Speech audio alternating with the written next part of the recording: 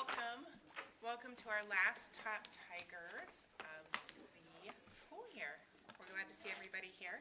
I'd like to call to order this regularly scheduled Board of Education meeting, May 14th, 2025. It's 5:30. Ms. Stokoy, would you please call the roll? Ms. Coco? Here. Mr. Gomez? Here. Mr. Harris? Here. Ms. Schaefer? Here. Ms. White? Here. Thank you. Item B is approval of the agenda. It is recommended that the Board of Education approves the agenda of the May 14th, 2025 Board of Education meeting.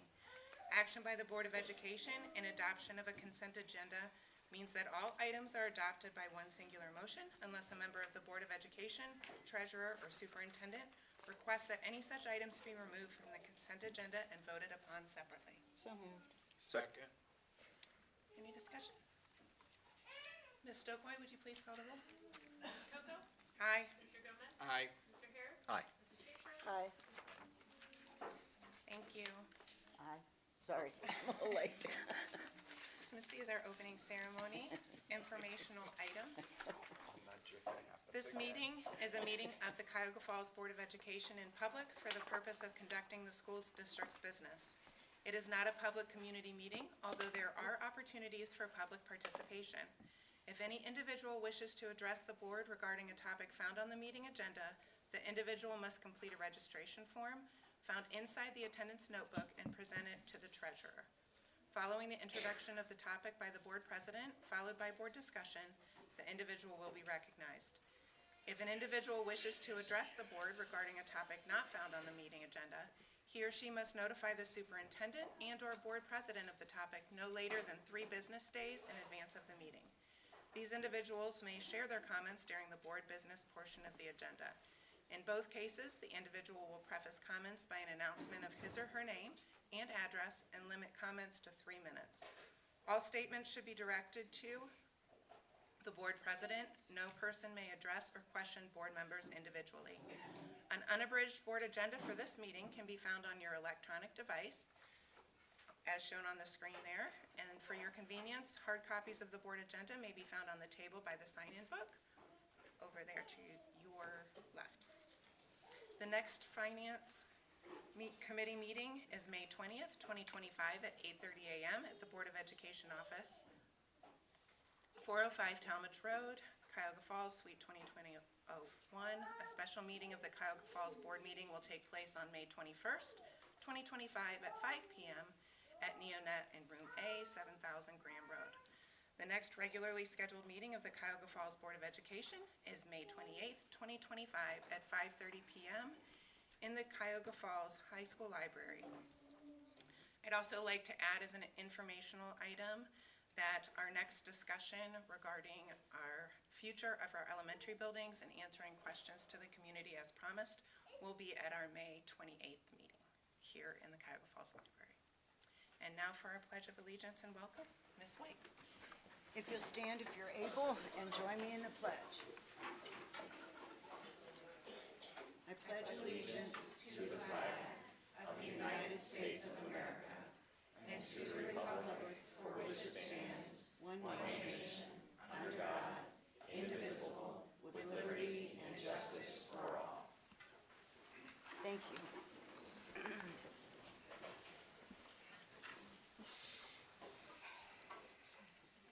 Welcome. Our vision, Cuyahoga Falls City School District, the hub of our community, committed to a culture of caring. We innovate, we create, we personalize education for all. Our mission, every student, every day, every opportunity. The board's strategic plan goals are as follows. Culture of caring. Did I skip one? No. Oh, I'm sorry. Okay. Culture of caring. The Cuyahoga Falls City School District is committed to fostering a culture of caring for all members of the Black Tiger family.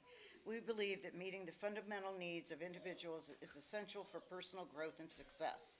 Our goal is to prioritize and address these needs from basic to advanced, ensuring that every student, staff member, and community member is supported in their journey. By focusing on the unique needs of our district population, we aim to create an environment where all individuals can thrive academically, socially, and emotionally, facilitating our financial future. As the hub of our community, we will manage operational resources with financial transparency and responsibility to provide a safe, cost-effective environment that enriches student success and promotes positive growth while fostering strong partnerships. Steering to student achievement. We envision a future where all students are empowered to reach their full potential as lifelong learners and global citizens through personalized and innovative educational experiences that prepare students for employment, enlistment, and enrollment success. Thank you very much, Ms. White. D is our presentations. First off, I'd like to call Mr. Dan McGovern for our stock market project winners.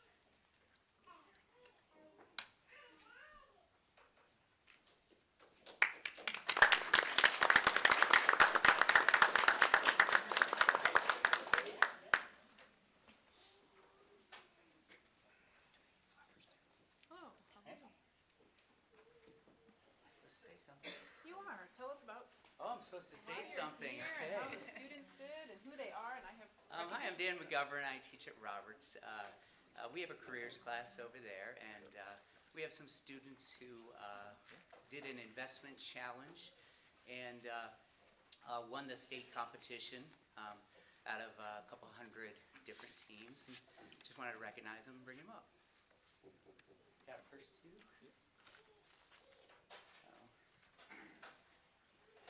This was a team. Caleb Wright.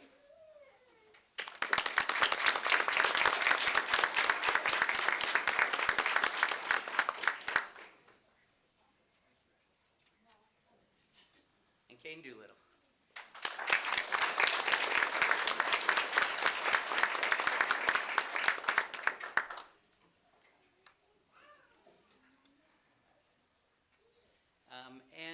There was a writing component to this. It was a 3-paragraph essay explaining their investments. And is Sophia here?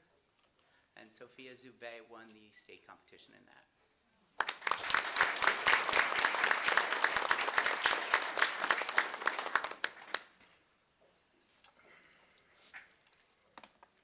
Thank you very much and congratulations. Up next is our top Tiger recognition, Dr. Selico, and Mr. Harris will be assisting this evening. Thank you, Ms. Coco. Good evening. Oh my gosh, there are a lot of people here this evening. We have a full house. It's good to see all of you here. Mr. McGovern and your students, if you could stay, we are going to take pictures across the hall afterwards. So we want to make sure we get you to hang around here. All right, so top Tiger, how many of you have been here before for this? Raise your hands. Let's see them. Well, I know the principals have. We know that, Miss Brown. I see you back there. Principal Brown's raising her hand. She wants her credit. You get extra credit. How many parents and students? What do you have? Let me see it again. Okay. All right. All right. Well, for those of you who are new to this, let me tell you a little bit about why you're here this evening. Top Tiger is an award given by our Board of Education to students from each building each month. And the students are chosen by various staff members in their buildings. And I get the pleasure of reading about each one of the students that are here this evening. So, students, I'm going to ask you to pay very close attention. You got to follow multi-step directions. All right, let's see how you do. If you're anything like my kid, she would have lost me on the first direction. So let's see how you do. All right, so when I call your name, you are going to come forward. All right, you're going to stand right here. I'm going to read about you. And then you are going to come right here. Miss Stewart is back here. You're going to get your picture. And while you are up here, you're going to get some wonderful gifts from Mr. Harris, is my helper this evening, so he will help distribute those. And one of the things that you're going to walk away with this evening, here it is. I never know if it's there, but here it is. So you get to take this home to put in your yards or in a window at home. And these are compliments of our Teachers Union. They are proud sponsors of that. We are very grateful. And Mrs. Carlisle, our president, is here this evening, so thank you to them.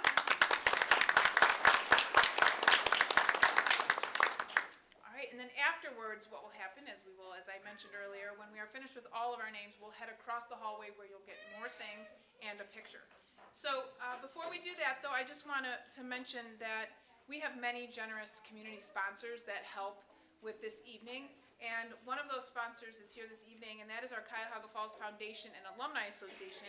So we want to thank all of our partners and thank those that are here this evening from the foundation. And I know Chris Schrader, are you speaking? And Dan Argenis will be our speakers this evening. So I'm going to turn it over to them for just a moment.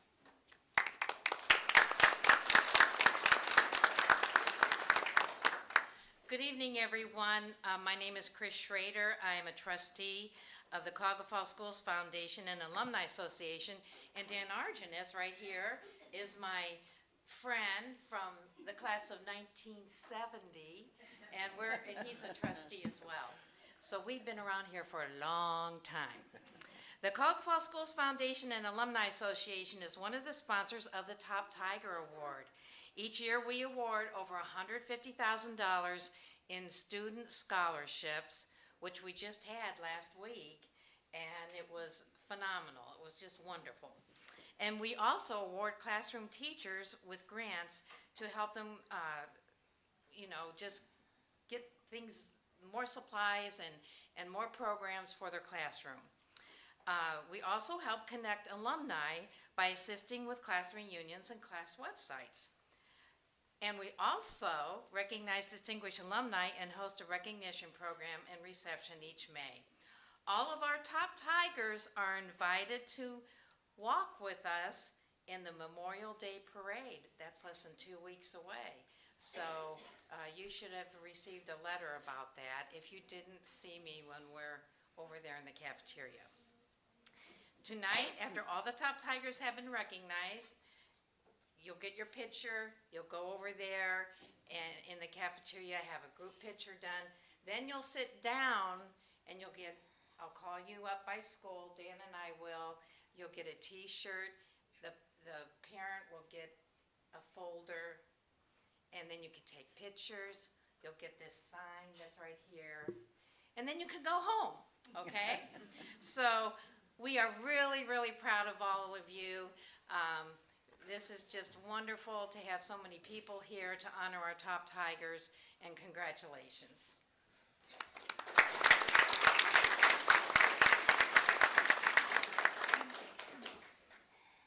Thank you. Always appreciative of all that you do for our students. And speaking of students, are we ready? Well, someone is. Was that a parent that was clapping? Or I got a drum roll. All right. Students, are you ready? Are you excited? Yes. Thank you. All right, buddy. All right. Well, here we go. We are going to start with DeWitt. I'm not mixing it up tonight. I'm not being original. We start alphabetical order here with our elementaries.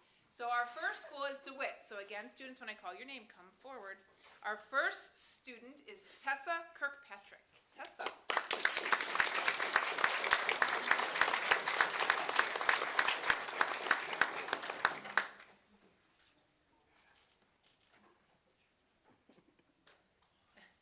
When I first saw you stand, I'm like, wow, that is the tallest elementary student that I've ever seen. Hello, Tessa. All right. Ready? Here we go. Tessa has been a fantastic student to have in class this year. She entered kindergarten ready to learn, and it has continued all year. Her perseverance has helped her when the work has been tough. Learning new skills can be difficult. Tessa has also done her best to be helpful to peers and teachers, remain friendly, and take responsibility for her actions. She helps clean up without being asked. That's amazing. Can you come to my house too? Maybe help mine? They don't do that. She hugs a friend when they need it, and she is honest if she makes a mistake. Oh my gosh, I love that. Keep up the great work, Tessa. You have a lot of success left to do in school. So congratulations.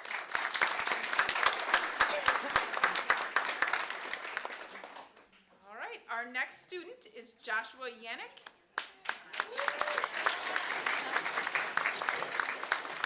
That's right, you should clap for yourself. Come on up, buddy.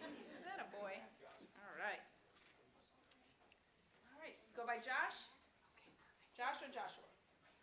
That's what it says here, so we're confirmed. You're the right person. Josh embodies the spirit of Black Tiger pride through his actions and character. He consistently demonstrates respect towards his peers, teachers, and staff, fostering a positive environment within the school community. Josh is known for taking responsibility for his actions, both in academic work and his interactions with others. He prioritizes safety in all situations, ensuring the well-being of himself and those around him. Very Very good. Josh is genuinely kind, caring, and thoughtful, always ready to offer a helping hand or word of encouragement, making him a valued member of the Black Tiger family. Congratulations.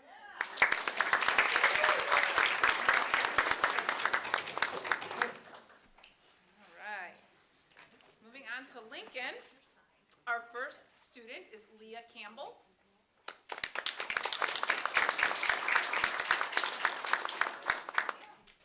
All right, Leah. Leah's kind heart, hopeful spirit, and compassionate nature make her stand out in 5th grade. She consistently goes above and beyond to support those around her, showing empathy and understanding in all situations. Leah's positive character and willingness to help create a warm and inclusive atmosphere, especially when she works with the kindergartners, make her an ideal candidate for Top Tiger. Congratulations.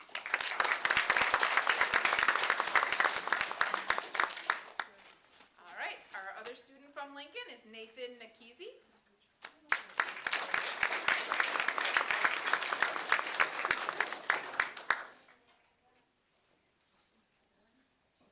Nathan, we're admiring your shirt, but look out for Mr. Harris. He might try to take it. He just said he likes it. I don't think it'll fit him. All right. Nathan truly embodies the spirit of Black Tiger pride in everything he does. He consistently demonstrates kindness, respect, and a genuine commitment to excellence. Nathan approaches his interactions with classmates and teachers alike with a smile and a helping hand, fostering a sense of unity and camaraderie within our community. Academically, he is a model student whose dedication to learning is evident in his thoughtful responses, diligent work ethic, and unwavering pursuit of excellence. If he has a spare minute, he is quick to pull out his favorite book and loves to escape in both fiction and nonfiction. Outside the classroom, Nathan enjoys the digital world of Roblox, I know that one, and cherishes time spent with his family. Nathan exemplifies what it means to be a Black Tiger. Congratulations, Nathan.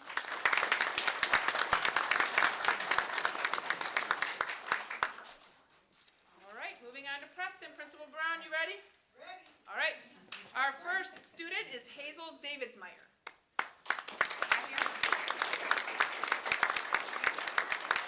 All right, Hazel. We'll make sure that she gets everything she needs, okay? All right.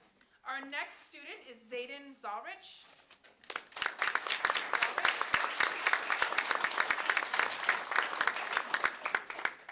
Nathan Yarich. Zayden Yarich. I was looking at the other name. Sorry, almost got you confused. All right, Zayden, ready? Let's face this way so everybody can see. Attaboy. Zayden is a quiet example of how to be an amazing Black Tiger. He is always on task and turns in quality work on time. He was a spotlight student in ELA.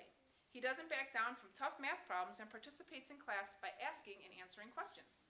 He works well independently and is a great team player when there is group work to be done.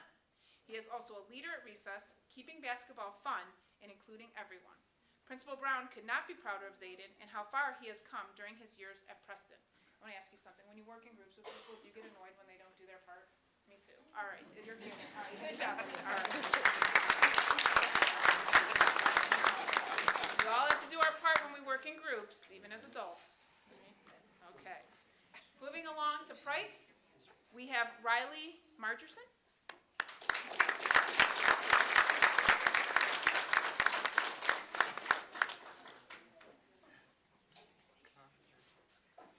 I know Riley. Come on up, Riley. Mr. Linder is here today, too. He was so happy that you were coming up tonight. All right, Riley, let's see. All right, Riley, a Black Tiger since kindergarten. What? Wow. Has shown outstanding growth in academics, social skills, and daily life skills. He's a kind friend, always ready to help, and shares joy with compliments, winks, hugs, and I love yous. We will deeply miss Riley's presence and his inquisitive nature, brightening our days here next year. We are so proud of his progress and excited for his future. Congratulations, Riley.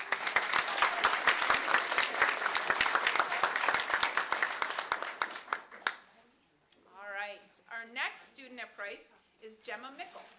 Gemma?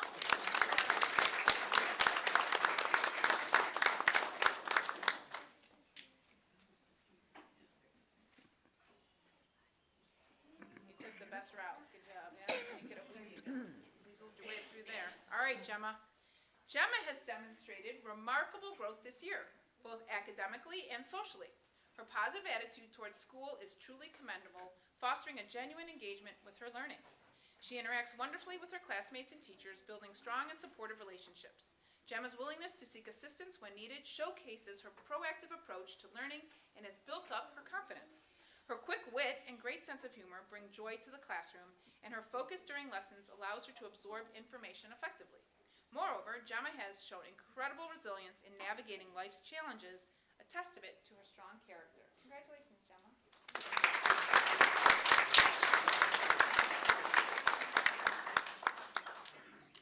All right, moving along to Richardson, we have Weston Hively.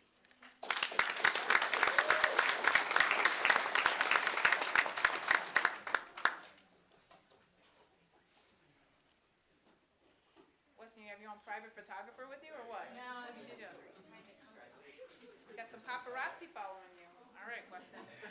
Weston consistently embodies the values of our district and as he upholds respect, responsibility, and safety. He treats everyone with incredible kindness and goes out of his way to make others feel included, ensuring no one feels left out. Weston's positive attitude is contagious. He is always smiling and lifting the mood of those around him. In the classroom, Weston is a dedicated student and works hard and always tries his best. He is also an outstanding helper and is always the first person to help classmates and his teachers. His actions reflect a strong sense of responsibility, whether it's completing assignments to the best of his ability or making sure to always follow classroom rules. He consistently demonstrates respect by listening attentively, using kind words, and encouraging others. He contributes to a safe and welcoming environment through his positive attitude. And we love to give everyone hugs. I didn't get one. All right, Weston is a role model in every sense and truly deserves the Top Tiger Award. Congratulations, Weston. Weston has some seriously beautifully blue eyes, and they match his shirt is bringing them out tonight. Before I continue, I see lots of staff members and proud teachers and principals. So if you're here from the staff to be here for one of your students of support, please just raise your hand so we can applaud you as well.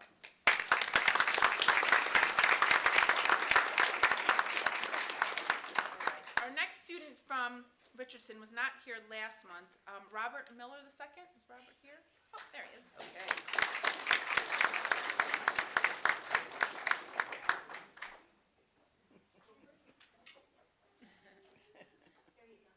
We go by Robbie, huh? All right, Robbie. Robbie consistently puts forth tremendous effort and strives to do his best, even when faced with challenging tasks. His excitement and curiosity about new topics and activities motivates him to actively engage in classroom discussions. He follows instructions and completes tasks diligently. Kindness, patience, and respect are evident in his interactions with peers. He practices fairness during play and classroom activities. He encourages his peers to do their best and congratulates them on a job well done.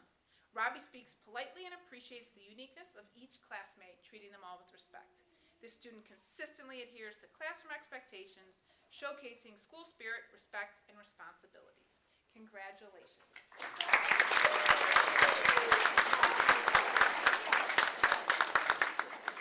Did you hear him? He said thank you to everyone. That is wonderful. All right. And our last student at Richardson is Mallory Webb. Mallory?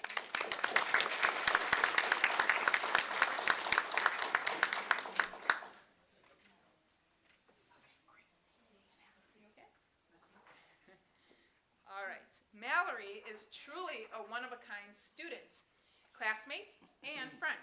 Mallory comes to school each and every day with a smile on her face. I was waiting for that smile. Are we going to get one? Are we going to get one? I think it's coming. I was waiting. And she has an eagerness to learn and a willingness to help others. When Mallory began kindergarten, she was a little hesitant as she adjusted to a new environment filled with new faces. That is very fair. But she quickly came out of her shell and has become a cherished member of our classroom community. Mallory is curious and constantly seeking out new information. She values learning, loves to read, and is an incredibly hard worker. Mallory is the first person to reach out to a classmate who needs help and has developed many friendships due to her genuine kindness. Mallory's politeness, care for others, and warmth truly embody what it means to be a Top Tiger. Congratulations.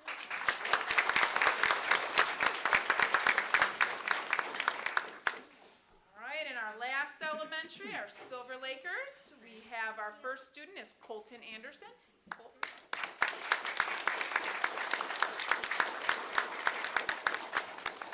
Oh, well, I almost didn't see you. There he is. Everybody see Colton? All right, Colton. Throughout the year, Colton has consistently demonstrated Black Tiger pride, actively contributing to a positive and supportive classroom environment.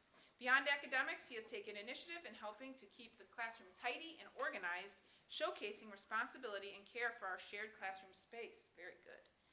His engagement in classroom discussions has been notable, offering thoughtful insights and encouraging deep learning among peers. Furthermore, he has shown emerging leadership qualities, often taking initiative and supporting group activities. Coupled with his evident academic growth over the past year, Colton has proven to be a valuable and developing member of the school community. When not at school, he is an active soccer player and assists his families with chores. Wow, Colton, congratulations, buddy. Good.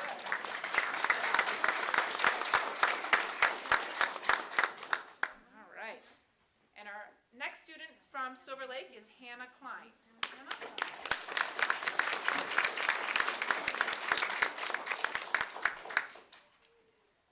Hannah, where's Jojo? Is he still under there?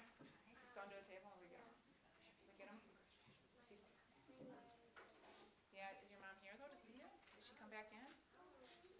Neither. All right. Okay, well, we'll get started. I see someone's recording, so we're in good shape. All right. All right. Hannah is an excellent student. She listens and follows directions well. She works hard and always gives her best effort. She is highly committed to doing her best in all areas of the classroom, including work habits and behavior expectations. She shows excellent Black Tiger pride every day and is a classroom leader through her actions. She is also a very kind student. She is respectful to her classmates and teachers. She is courteous and shows excellent manners in the classroom. Hannah is truly deserving of this award. Good job, Hannah.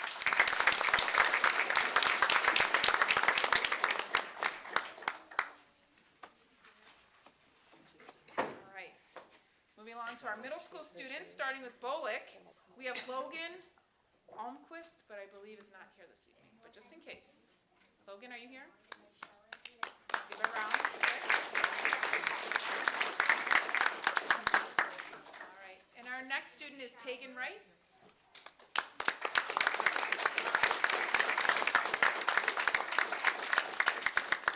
Well, hello. Is it Tegan or Tegan? Okay, good, because that's what it says here. Otherwise, I would have had to fire someone tomorrow again. Stay right there, okay? Right there. Okay. Tegan has demonstrated remarkable academic growth, notably in reading and math, where she's blossoming into a reader and writer. One of Tegan's key strengths is her resilience when facing challenges. Instead of being discouraged, she embraces difficult concepts and perseveres until she reaches mastery. This tenacity, coupled with her desire for independence, makes her a truly motivated learner. On top of all that, Tegan is a well-liked and respected member of her classes, consistently showing respect for teachers and her fellow students. Tegan knows what she wants and is able to effectively advocate for herself as needed. Yeah. She's typically cheerful and often expresses her enthusiasm to learn by saying, "I'm ready to learn." This attitude will continue her journey of achieving success and in all aspects of her life. We are so proud of Tegan.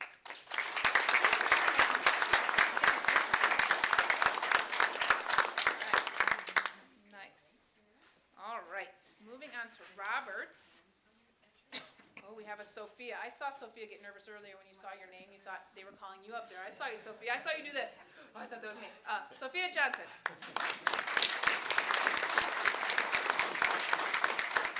It was a false alarm. It was when Mr. McGovern called the Sophia. I just happened to be looking right at you. I saw that reaction.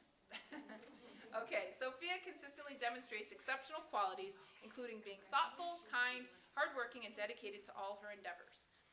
Her determination is evident in her successful participation in cross-country, track, explorations of art, which is a high school level course, awesome, band, and Girl Scouts, showcasing her impressive ability to balance multiple commitments, for sure.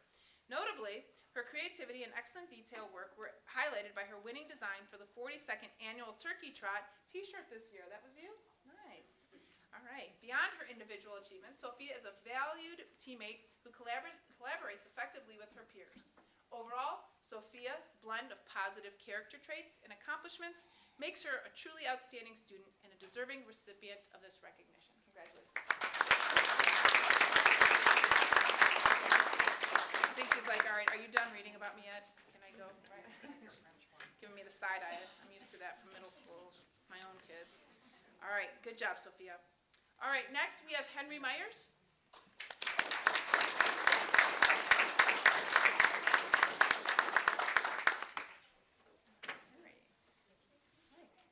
All right, Henry.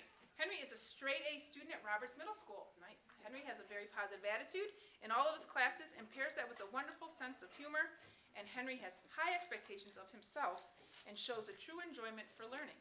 During his academy time, you will often find him completing extra computer coding and 3D design. Very cool. Henry does a fabulous job in all of his subjects, but his teachers understand that his one true love is ramen noodles. Is that what that says? Ramen noodles for real? Well, yeah, I don't know who wrote it, but that is kind of funny. You really like ramen noodles, huh? What's your favorite, like chicken or soy sauce? Okay. All right, well, that's good to know about you, Henry. When I see you, I'm going to ask you how your ramen noodles are. All right, Henry is a shining example of kindness, character, and Black Tiger pride. Congratulations.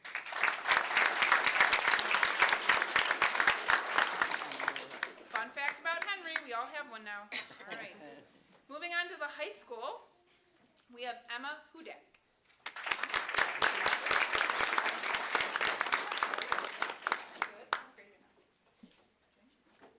All right, so Emma demonstrates a work ethic in our community agriculture program that few can match. She constantly strives to better herself and looks at every challenge as an opportunity for growth. Recently, Emma was the first of our students to participate in an internship at Dietz Floral Studio. Like us, Dietz was so impressed with Emma's abilities, they hired her shortly after the conclusion of her placement. Nice. We are so grateful that Emma chose to be in our agricultural program and look forward to seeing how she progresses in her employment.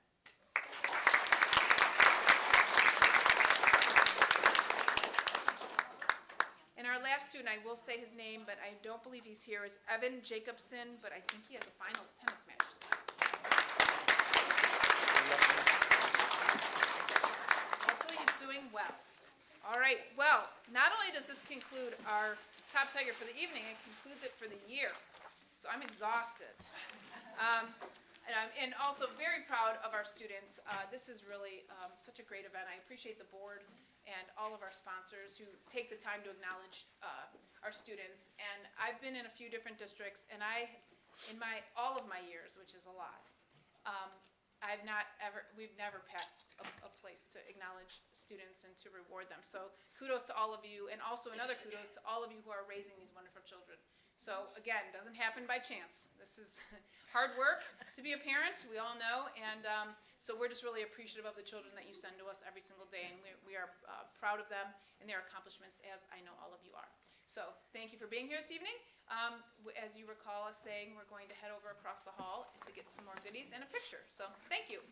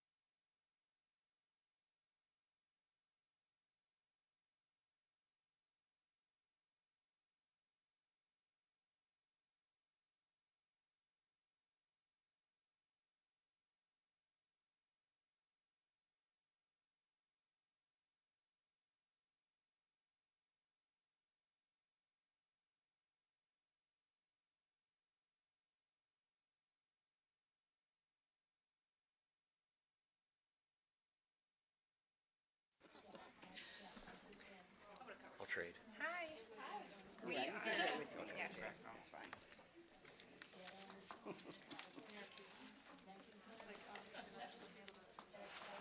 Wait, are doing We are frog back soup first or and ready. Is everyone ready? root cause analysis? That's where we're at. Okay. Thank you. Just making sure I'm on the same page. I'd like to call up Ms. Jody Hausman to introduce for our root cause analysis. Thank you. President Coco, Vice President Gomez, board members, Mrs. Stoikoi, Dr. Selicone, and community, thank you for having us here tonight. We are pleased to introduce Dr. Drinkard and Dr. James, who are here from the Summit Education Initiative. We started this journey a long time ago, I want to say, about a year ago. And we wanted to learn more about our data and understand if we could figure out what are some predictive qualities about our students that will tell us towards graduation, more things that we can know. And of course, we wanted a regression analysis. So here we are with Dr. Drinkard to share her research. It's a great foundation that we're learning, and I think we can build off of this relationship and continue to grow in our understanding. But this is something I've wanted to do pretty much my whole career. And so finally to do it at this point is just wonderful. So thank you for being here tonight. Good evening, board member, superintendent. I'm David James, Executive Director of Summit Education Initiative. And just a reminder that we work with all 17 public districts in Summit County. And we do things just like this at no charge. I'm gonna sit down because I'm just window dressing this evening. Allison is the star of the show because she did all the analysis, and I'll turn it over to her. Thank you. Thanks for having me. I'm a social scientist. I have been studying juvenile delinquency, positive youth development, and school programs for a little over 20 years. I was a college professor for 10 years, some 4 years at Ashland University, 6 years at Kent State University. I spent a lot of time teaching research methods and data analysis classes to undergrads, but I also taught many classes on things like victimology and law and society. My passion has always been community program evaluation first and statistical analysis second. So I take a lot of joy and pleasure out of helping schools and community organizations to use data to inform policy.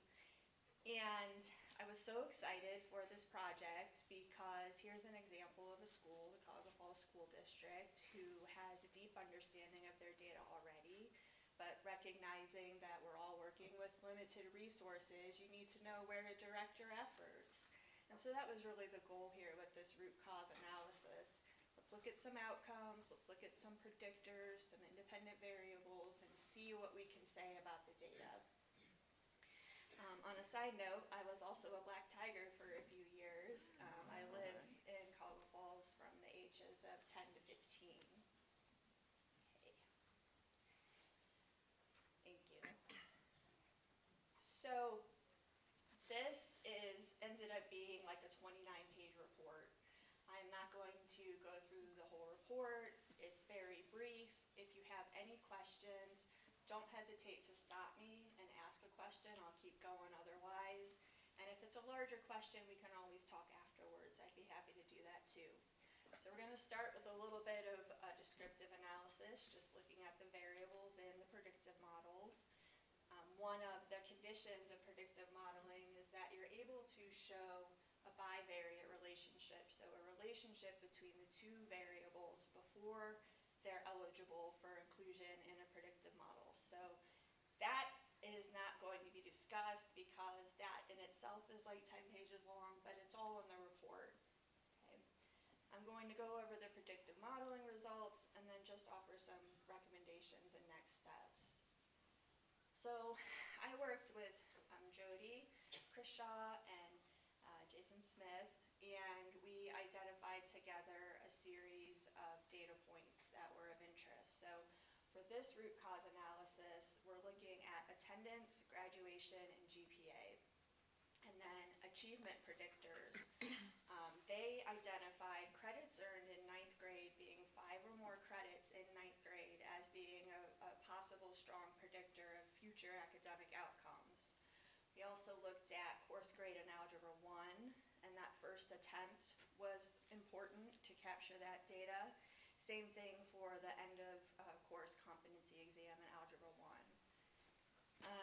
Course grade in ELA, grade level ELA, and ELA 2 end of course score competency. And then we also wanted to look at some demographic influences potentially. So we looked at economic disadvantage, race and ethnicity, gender, disability status, and that was as identified in the evaluation team report, if you're familiar with that, and then English language learners as well. So on the left, there's a summary of the demographic descriptive results, and on the right, there's a table from the report. So just over half of students were female. The majority of students in this district are white, 79%. About a third experiencing economic disadvantage. Only 5% of students were English language learners, and nearly 1/5 of students had an identified disability. And you're going to see on the right-hand side in that table, for example, under race ethnicity, that it's broken out by the available categories, but then it also says students of color and white students. So what happens in data analysis is you have to have enough cases. You have to have enough cases in each one of the categories in order to be able to use it in statistical modeling. Otherwise, you're not going to have enough power to detect statistical significance. So this is not to say that there isn't additional variation by race and ethnicity, for example, but for the purposes of analysis, we're going to look at students of color compared to white students. It's the same for economic disadvantage. This is based on the free and reduced price lunch status, and then disability condition as well. So that's just yes or no, either you did or you did not.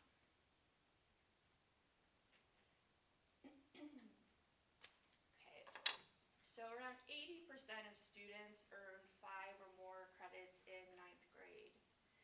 The median grade in Algebra 1 was a B, and students first took Algebra 1 in 9th grade.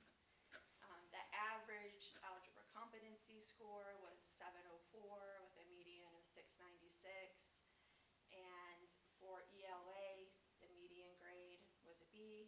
Students first took ELA or honors in the 10th grade, and students' first score on the competency exam was 706 with a median of 704. Our outcomes. So attendance rates ranged from 18% of school days attended to 100% of school days attended. On average, the rate was 0.86 or 86% with a median of 91%. Another requirement of predictive modeling is that your outcome variables or dependent variables have to take the shape of the normal distribution. And when it doesn't, there are different transformations that you can apply to the data to make it approximate the shape of the normal distribution. It's legitimate. Students stay in the same order, but they tend to be spread out more across that normal distribution. About 45% of students, and this is 12th grade students, met the criteria for chronic absenteeism. So they missed 10% or more of their school days in 12th grade.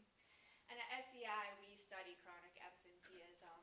That is high but typical. So by the time you're in 11th and 12th grade, chronic absenteeism really increases. The vast majority of your students graduate, 94%. And they had GPAs in 12th grade that ranged from 0.21 to 4.47, mean of 2.84, and a median of 2.89. So as a statistical analyst, when I look at this chart up on the right, it's very skewed. And you see a high clustering of students and cases at the high end. And then you have a long sort of list of students on the low end. And trying something called logistic regression, which just compares odds of being absent, odds of being chronically absent. You do need more cases for this. And then I've noticed this in other school districts, but there seems to be a smaller subset of students who are just terribly chronically absent. And they're different from other students. And that's worth further exploration, because I think that you would be able to intervene in these smaller number of cases, and you probably already are. That's something that we could discuss more as we're building these analytic projects. Next slide, please. So, in 12th grade of 23-24 school year, I had data available on around 230 students. Sample size is an issue here. You have to have enough cases to detect effect sizes and to have the power to detect statistical significance. And many of these analyses could benefit by increasing the cases. So one thing that you could do down the road is to combine this year's 12th graders with last year's 12th graders with this year's 12th graders.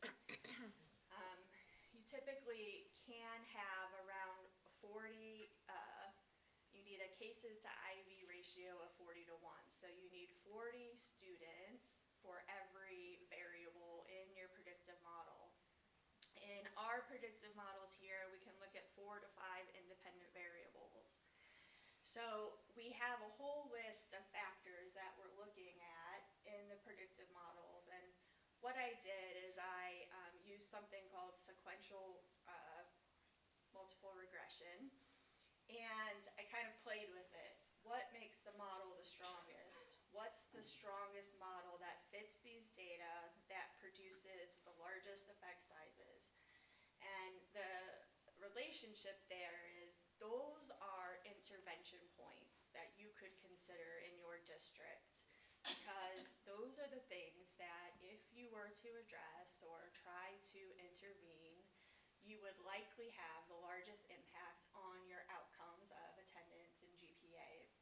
Now, because, and it's a wonderful thing, so many of your students graduate, that means that, again, there's not a lot of room to detect statistical variation. So for these smaller subsets, kids who are in the bottom 5 or 6% of attendance, kids who aren't graduating, English language learners, that could benefit from a case study more than predictive modeling. So setting that aside, I'm going to be talking about predictive modeling in a minute, but I wanted to talk a couple of things about these two tables. So these are in the report, and the first table on the left is demographics and the ELA competency test score. Okay, this was not one of the outcomes, it's one of the achievement predictors. But you see how males and females, students of color and white students, students with economic disadvantage, students with an identified disability are significantly different from their peers when it comes to the ELA competency test score. On the right side, the demographics and GPA, same pattern, except there's no effect of race. I thought that this was very interesting. I'm not seeing any statistically significant effect by comparing students of color to white students when we look at GPA or attendance, but it keeps showing up in your state competency exams. Another thing that happens, and again, the requirement is that there has to be these statistically significant bivariate relationships, so between the two variables. But when you put these things into a predictive model, oftentimes the effect goes away. Okay? And that's because, for example, let's take gender. Gender is showing significant differences when I just compare gender and ELA test scores or course grades or math, all of that. But in the predictive that's because there's something else going on. I'm gonna talk a little bit about that. Sometimes it's something like gender is really working through students who earn 5 or more credits, and that's why there's an effect. That's why the gender effect goes away in predictive modeling. It's not to say that it wouldn't be significant if you had a larger sample, but the ones here, for example, don't show those effects. Are there any questions so far? When you say a larger sample, Yes. how large do you think the sample would need to be? So in these tables, there's the column that says power analysis, and it's based on the effect size that you're trying to detect. So taking the table on the left, males and females, there is a significant mean difference on ELA competency test scores, but the effect size is small. And so in order to reliably be able to detect that effect size, you would need around 400 cases.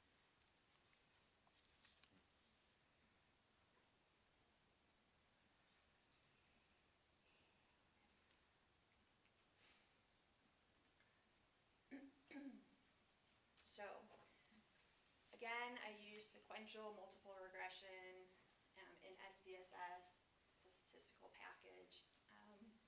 And because I had to apply statistical transformations to attendance, that means it's no longer directly interpretable. You can say whether there's a significant increase or decrease, but that's about it. Okay. So controlling for all of the factors in the model, and on average, students who earned 5 or more credits in 9th grade had significantly higher rates of attendance in 12th grade. For every letter grade increase in ELA 10, there is a significant increase in 12th grade attendance rates. So these were the only 2 things that were significant and had the strongest impact on the outcome of attendance. And I'm going to walk through the recommendations, but this is based on the bivariate analysis and the predictive model.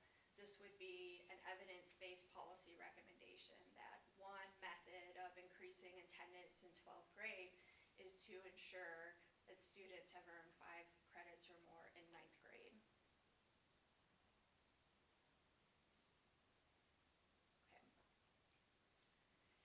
So this is for GPA. You can see in the chart on the right, this is pretty normally distributed. It didn't have to do any tinkering with it. It just is what it is. It's a great outcome. So controlling for all other factors, and on average, students who had an identified disability had significantly lower GPAs than students without one, on average 0.228 points lower. Students who earn 5 or more credits in 9th grade have significantly higher GPAs than students who do not, 0.387 points higher on average. Students who attend school more often have higher GPAs than students who don't. Makes sense. Higher grades in ELA 10 significantly increased GPAs in 12th grade. So for every letter grade increase in ELA 10, there is on average a 0.360 point increase in 12th grade GPAs. That's kind of a lot, right? From your perspective, I thought it was too. Higher grades in Algebra 1 significantly increased GPAs in 12th grade. So for every letter grade increase in Algebra 1, there's a 0.227 point increase in 12th grade GPA. Yes? I'm rewinding for a second. So the students with an identified disability, I know you said they were identified through the ETR. Would we assume that since they were identified with a disability through ETR that they have accommodations of some sort? I'm not Or able no? to tell that. Would you think so? If they were, Most students that have. so even though, IEP okay, have so even though they have even though they have accommodations, they would, and they're still, okay, thank you. I have a question about the last 2. Do those stack? So if I get go from B to A in ELA 10 and Algebra 1, am I going to see a .587 increase in my GPA? On average, yes. Yeah. Thank you. That's huge. Yeah. Any other questions right now? Okay. So, high-level summary here. Again, this is the strongest model that was possible with the data that you had available. I'm really confident that these could be key intervention points for your district as you work to improve academic outcomes and things like economic mobility, college enrollment and persistence. These things could be important. Can I So ask one earning, question? go ahead. I'm sorry, how many credits do we normally schedule for freshmen? Oh, I would imagine, is it five? 6, 7, yeah. So a general freshman would schedule 6 credits. Okay. And about 80% of your students earn 5 or more credits Okay. in 9th grade. So earning 5 or more credits is a powerful predictor of student outcomes. It could be a key intervention point for attendance rates in 12th grade GPAs. It could reduce achievement gaps for students with economic disadvantage and for students with an identified disability. Earning 5 or more credits in 9th grade was the most powerful predictor in all of these models. Earning high grades, or the knowledge or skill acquisition that you get in ELA 10, is likely a key intervention point to improve attendance rates in 12th grade GPAs, achievement gaps for male students, and achievement gaps for students with an identified disability.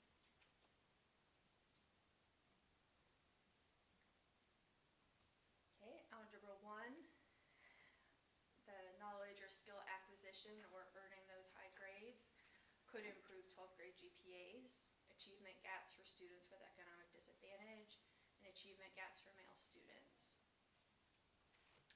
So obviously, attending school is key to being successful in school. However, disability status was probably I think, the second strongest predictor of academic outcomes, but it's not because of differences in attendance rates. There's something else going on that's driving that difference. So they're attending school, it seems, at relatively high rates, and it's not because, they're missing out on their coursework.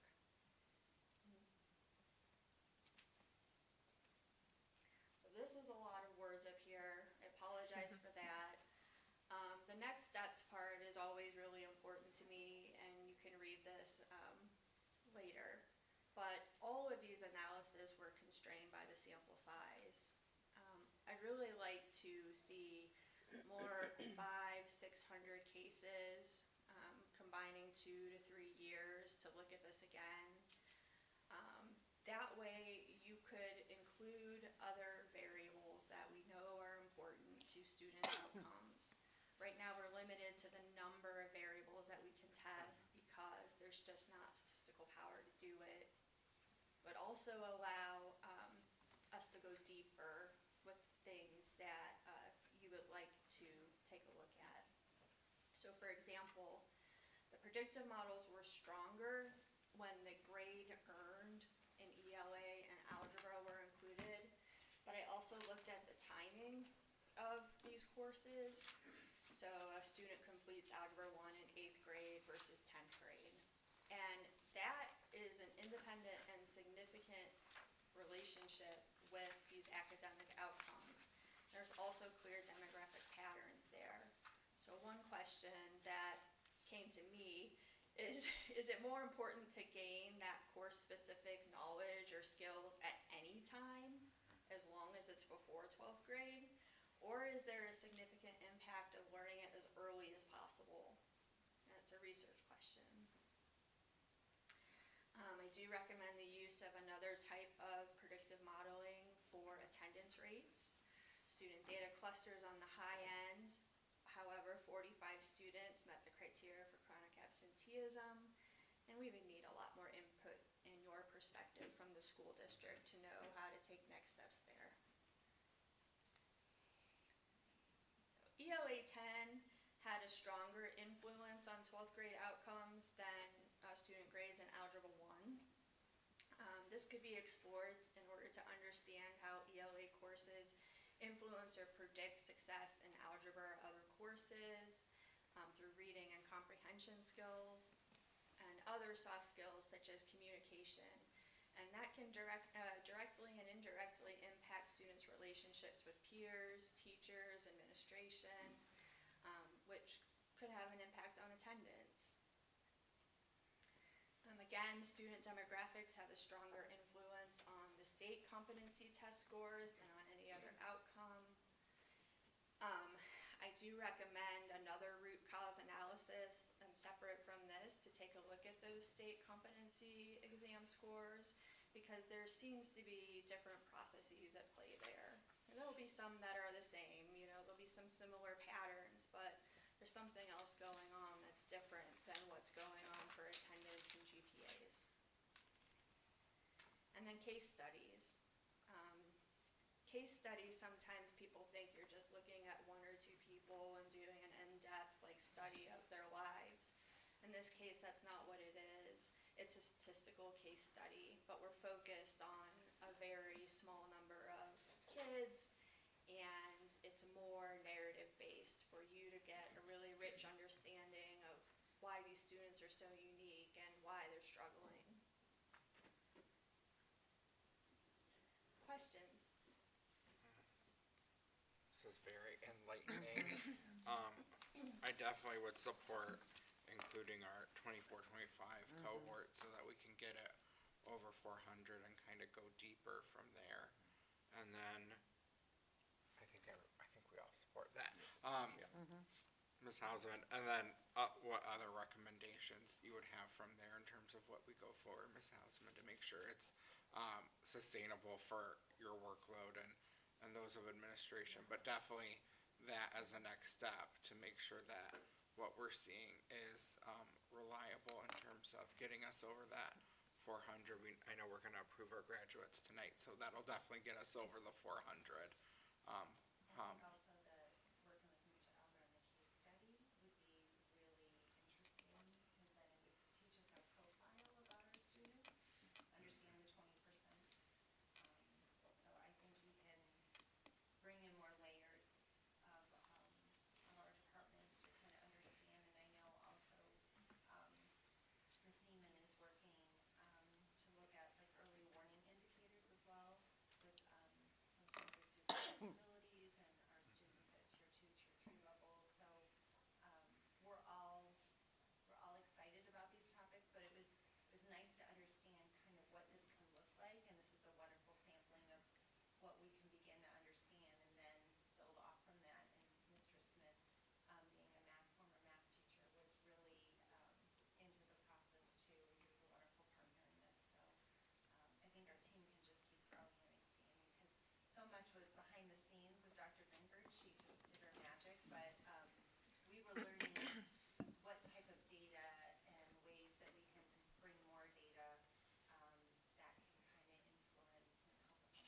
So, because we really thought Algebra 1 was going to be this indicator for the achievement kind of predictor, and being ELA 10. So for me, that was a surprise. Yeah, any other surprises? Yeah, that was my surprise. Yeah. Points of interest? Well, I would think that we really need to schedule our kids coming into ninth grade, make sure they are taking credits, and then really stay on them during that ninth grade.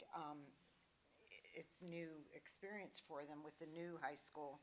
It may not be as bad for them, but, ninth graders are very immature, so they can, kind of get lost. I just think we need to focus more and help them along and make sure they're getting those 5 credits. It seems like that's a big indicator. It really So. is. Yep. For me, the big surprise was the ELA 10 and Algebra 1 having such an impact on the 12th grade GPA. Wasn't that interesting? That was Yes. definitely a big surprise. I had to stop and think about that one for a minute, because I was like, this isn't just because it's a grade included in GPA. You know, it's not just because it's included in GPA, it's because it's an indication of their success in other classes in the future too.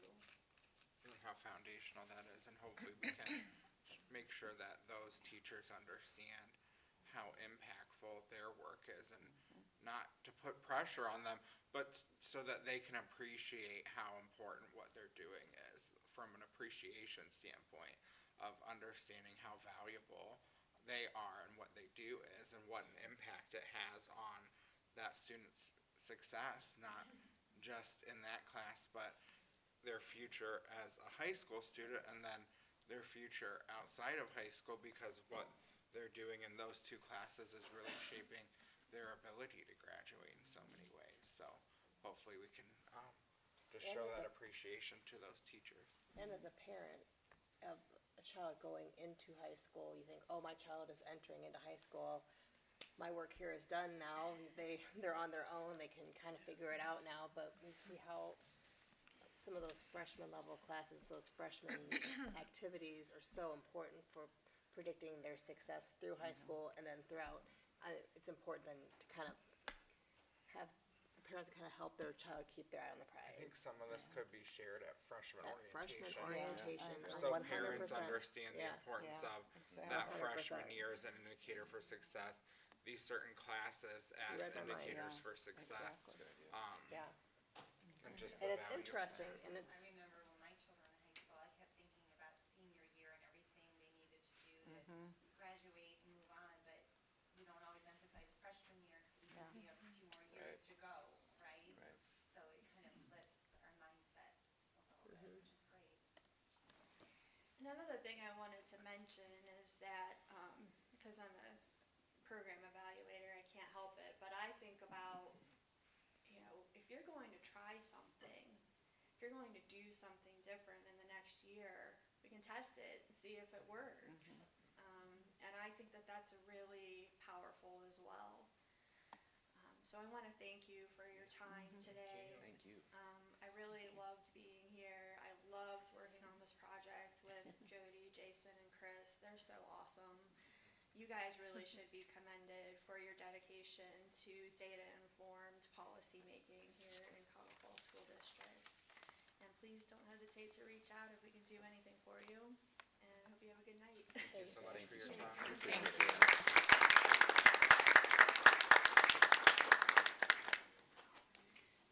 You know, when Mrs. Hausman reached out and she had given us data and said, would you like Dr. Drinker to come, we all resoundingly were like, yes, yes, Yes. please, Oh, please thank come. you. Please. So, Absolutely.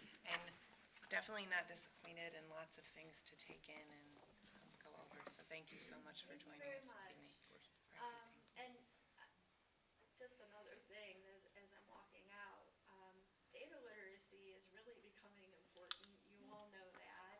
And so SEI, another thing that we can do is do some, like, here's what you need to do predictive modeling, so that people kind of start to learn and understand and get educated about what's happening, why these data are important, and how it's being used.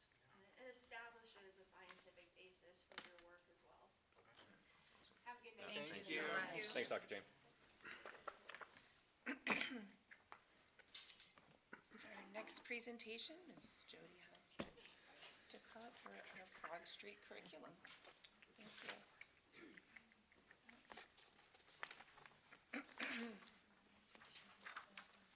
I'm just here to introduce Mr. Zarkma, and Ms. Seema has been part of the preschool committee. We joke with everyone does preschool now. So everyone's on the preschool committee. But this was such a fun endeavor. Cameron's kind of been an expert, he's taken the charge of getting this ready, but we wanted to share with the board that though this is a preschool curriculum, we followed a very similar model like we do with other adoptions. Being a unique situation, not having a connection to some of the families coming in, but we have reached out to them and we'll share a little bit about that. Thank you for having us do a short presentation on this. And Ms. Sivaticki couldn't be here tonight, but she got those little frogs for you, which are adorable. And you had the online access, so if you got to poke around in there, hopefully you saw some of that. And then thank you for bringing the actual print materials there too. Thank you. Good evening, President Coco, Vice President Gomez, ladies and gentlemen of the board, Dr. Sumika, Treasurer. It's a pleasure to have an opportunity to present here to you today. So I'm going to have a brief presentation, just a little bit about Frog Street and our selection with the curriculum. It's a tough act to follow with SDI. We didn't quite do the bivariate statistical analysis. But we did, I think, have a very intentional strategic process of how we went about, like Ms. Hausman said, about selecting this curriculum and getting input not only from internal but also some of our external stakeholders. So, this is just to celebrate some of the committee members that we did have as part of this process. We really have been a team all along in the envisioning of the preschool, and especially specifically in the curriculum selection. So I won't read their names, some here today, but thank you very much to all my colleagues.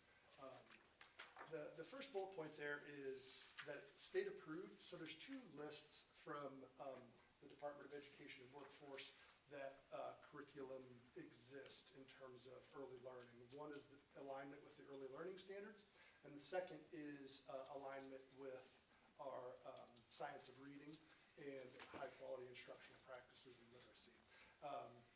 So Frog Street does exist on both of those lists, and that's kind of what started our process, is really looking through the state, looking what curriculum have been recently approved, and narrowing it down from there. Mrs. Dudones was very helpful in kind of our initial filtering through these 20 curricula. There's about approximately 20 that are approved through the state on both of those lists. So we really kind of scoured the websites of the providers to determine just some objective information so that we can share out with that team and kind of narrow our selection. You'll see there that we narrowed it down to 7 different curricula for review. This is just a screenshot of that process. So as you can see, we selected 7 of those 9 curricula. We identified different objective data, and then one of our important areas of focus were how many different content areas did the preschool curricula actually cover. And then this is just a review of the remainder of our process. So once we identified those 7, we developed a rubric really for the committee. That rubric, the important components of that rubric was really student engagement. So did we anticipate that this curriculum will engage our early learners? Teacher resources, so not only availability of teacher resources, but also accessibility of teacher resources. The alignment with the early learning and development standards. As I told you before, this curriculum already was approved by Ohio, and that selection just took a little bit deeper of a dive. So is that really reflected in their curriculum materials, and then also family engagement. So really focusing on that culture of caring, and are we engaging our families through this curriculum, and are there resources to be able to do so? So after we kind of did our bivariate statistical analysis on the rubric results, it wasn't quite that difficult. We just told them the points and saw what 2 came out. We identified 2 vendors, Frog Street being one of those vendors, invited them in for presentations to our committee, and the team selected Frog Street from there. Really, it was a bit of a landslide in terms of our committee. We decided that Frog Street was really superior in all of those areas, although both organizations did a very nice job. Our next step was to ensure that we got that parental feedback. Mrs. Sebaticki was really instrumental in this. So we set up the exact same supplies that you see there on the table over at Schnee. And we had a beautiful flyer that invited our current preschool families to come take a look at those materials and then also provide us with some feedback. What you see there below is just a snapshot of some of that feedback. We didn't get a lot, but the feedback that we did get was encouraging, certainly. There's a coding component, which is very exciting, the differentiation of different student needs, meeting those needs along the way through their learning progressions, the engagement and the challenging appearance of the curriculum, as well as the incorporation of constructive play and exploratory play, along with that literacy component. I have a question. So back Yes, sir. on the process of curriculum review, for Frog Street, one of the areas covered, it doesn't have social science marked. Is that a concern at all, or is that not something that we need to worry about? My opinion is it's something that we don't need to worry Okay. about. There is an incorporation, it's just not, as you'll see here in a minute when we dive into the curriculum, it's not a revisited, reoccurring content of focus. Okay, thank you. Yeah, excellent question. Thank you, Mr. Hayes. The intentional design. So this is where we dive a little bit deeper into the curriculum. It's research-based, aligning with the science of reading in the literacy panel. Scope and sequence was a very important component and a highlight of this. So it is laid out very nicely for our teachers to be able to follow scope and sequence, to be on the same page, and then also provides that autonomy, as you will see here in a minute as well. The positive learning environment was another, I think, component that set this curriculum aside. They partner with conscious discipline, so similar to our Rethink Ed partnership, we're really intentionally designing that social emotional learning component for our earliest learners, which we thought, again, was a highlight. And then the instructional component. So it's set up very nicely in themes, in units. There's a balanced instructional approach. Again, I'll go into that here in just a minute. And then that differentiation was a core component. So it gives a lot of tips and suggestions for our educators to be able to accommodate to the student needs. Intentional materials. These are other components that really set the curriculum aside from many of the others. Family engagement letters, teacher's guides for each theme, the week at a glance, and anchoring texts. So it's very nice. You'll see here in a minute the robust materials and supplies that come along with this curriculum, and each weekly theme is anchored to specific texts that align with that theme. Materials are wonderful, so you'll see like manipulatives and center-based activities that align directly with not only the standards but also the curricular themes, and enhancement suggestions for learner development. So there's a snapshot. It's hard to see everything that's there. I certainly want to highlight the frog, which even though is a nice addition, there's a full-size frog that comes along with the curriculum, which is an integral part of teaching that social emotional learning as students kind of project and model with that specific character.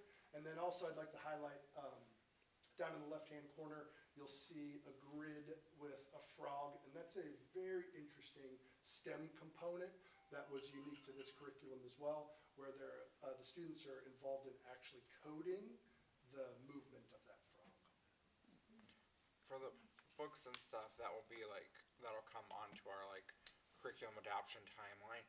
The manipulatives, will those need to be refreshed more often with the amount of usage and the tiny hands? Yeah, that's an excellent question. One thing that we were intentional about, which I don't know goes to directly answering your question, we were intentional about making sure that the manipulatives and the toys and the resources that we have in the educational environment for our youngest learners do align with the themes, so there's just a continuation of care. More specifically to your question, the hands-on manipulatives and materials that come along with the curriculum are very durable. I'm sure they'll get lost and misplaced and maybe chewed up over time, so yes, I think we would have to renew them eventually. Okay. Yeah, thank you. This is a snapshot of the daily schedule through the use of the curriculum. So you'll see those read-alouds that I referenced, intentional math instruction, number sense, small group literacy instruction, whole group morning, where we're again revisiting that literacy component, phonological awareness, STEM activities, music and movement, which I think it is Should be mentioned that there's an online component that incorporates songs, and the interesting piece about that is that there's a parent login as well, so they can kind of reinforce those skills at home, which, again, was a nice component of this curriculum as well. The final slide is really just a reminder of its alignment with both the early learning standards and structured literacy. Any questions that I can answer for you? I have a question for Ms. Stoikoi. So this is the curriculum piece, but we know, like with preschool, there's that whole piece outside of the curriculum, like crafts are a big part of preschool. So do we have it in the budget for all those parts that are like outside of like the main curriculum? Because So the that's, paper and all those other things The that go into consumables, making yeah. preschool. so those budgets are due on Friday. Okay. And so there's like a few different departments, so curriculum has some line items for preschool, special education has some line items for preschool, student services has some line items for preschool, where they'll build those different things in. So Mrs. Hausman has more of that, curricular, peer student, general kind of, supplies and things like that. Whereas special education will have, you know, their OTPT, their services more so, and any maybe special supplies for students. And then student service will handle like the nursing, the health supplies, those kinds of Okay. things. Yeah, and I know we've been getting stuff because I was over at the warehouse. I saw like the slides and the tricycles and other things like that for the preschool as well. So, okay, thank you. I appreciate that. Is there time for them to play? I know that sounds kind of silly, but No, certainly not. is there silly at all. time for them to play make-believe or whatever? I mean, I'm kind with somebody there, but just kind of unstructured, if you know what I mean? Yes, ma'am. Okay. Excellent question. The curriculum actually has that built Built in, into it. okay, So great. there's a heavy reliance on center-based activities. And those center-based activities can theme around mathematics or literacy, or the social emotional development of our children, but a lot of them are play-based. Okay, activities that's that they great. enjoy I and love that. create. I almost brought in an article about play It's tonight, essential. but I, Yeah, especially you know, for early I didn't do it. The other thing I wanted to comment about was, I love the themes, and I love the one anchor book, whatever, if it's fiction or nonfiction. I wish we'd do that all through school. I really do. I think students learn better, they remember better when you have a theme, and then everything revolves around that theme. I really appreciate that, so. Now, when will they start? I know this is probably, they can't really write yet, but they'll practice like letters and things like that. Okay, numbers. Yeah, it's all part of the Okay, structured good. literacy process. So you're really starting with that number sense recognition. Another part that I forgot to mention, I'm glad you brought it up, is the assessment component that's Okay. incorporated with Frog Street. A lot of it because they don't have the, the skills of fine motor and gross motor sometimes, but those are assessments that are done.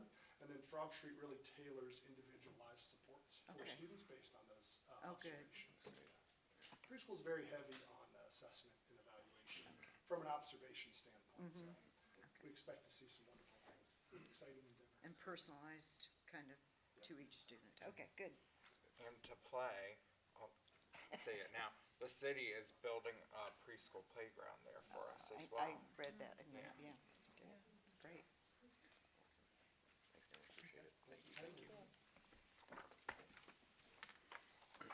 Thank you.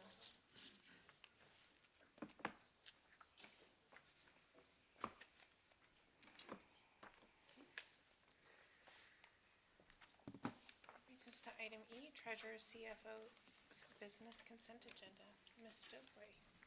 Yep, I'd like to recommend that the Board of Education approve all items listed in the treasurer's consent agenda. So moved. Second.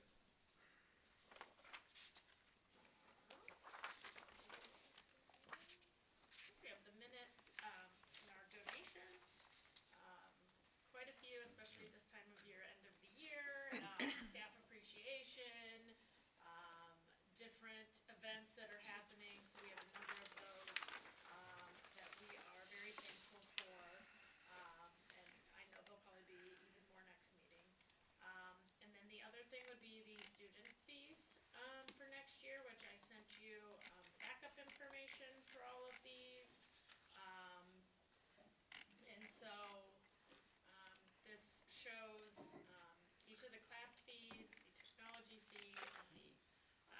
fees are at the top, and then it breaks down, for the middle school, some supplemental fees, so if you're enrolled in those classes, then you would pay that fee, but if not, you would not.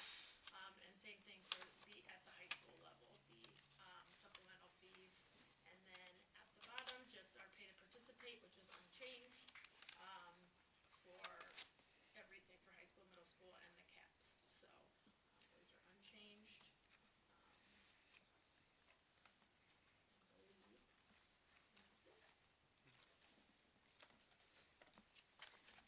Thank you. Any questions?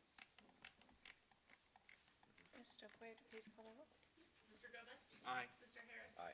Mrs. Schaefer? Aye. Ms. White? Aye. Ms. Coco? Aye. Brings us to item F, Treasurer CFO's business. Ms. Stokoe. I don't really have much, I just wanted to, I think this is our, close to the last meeting before the last day of school.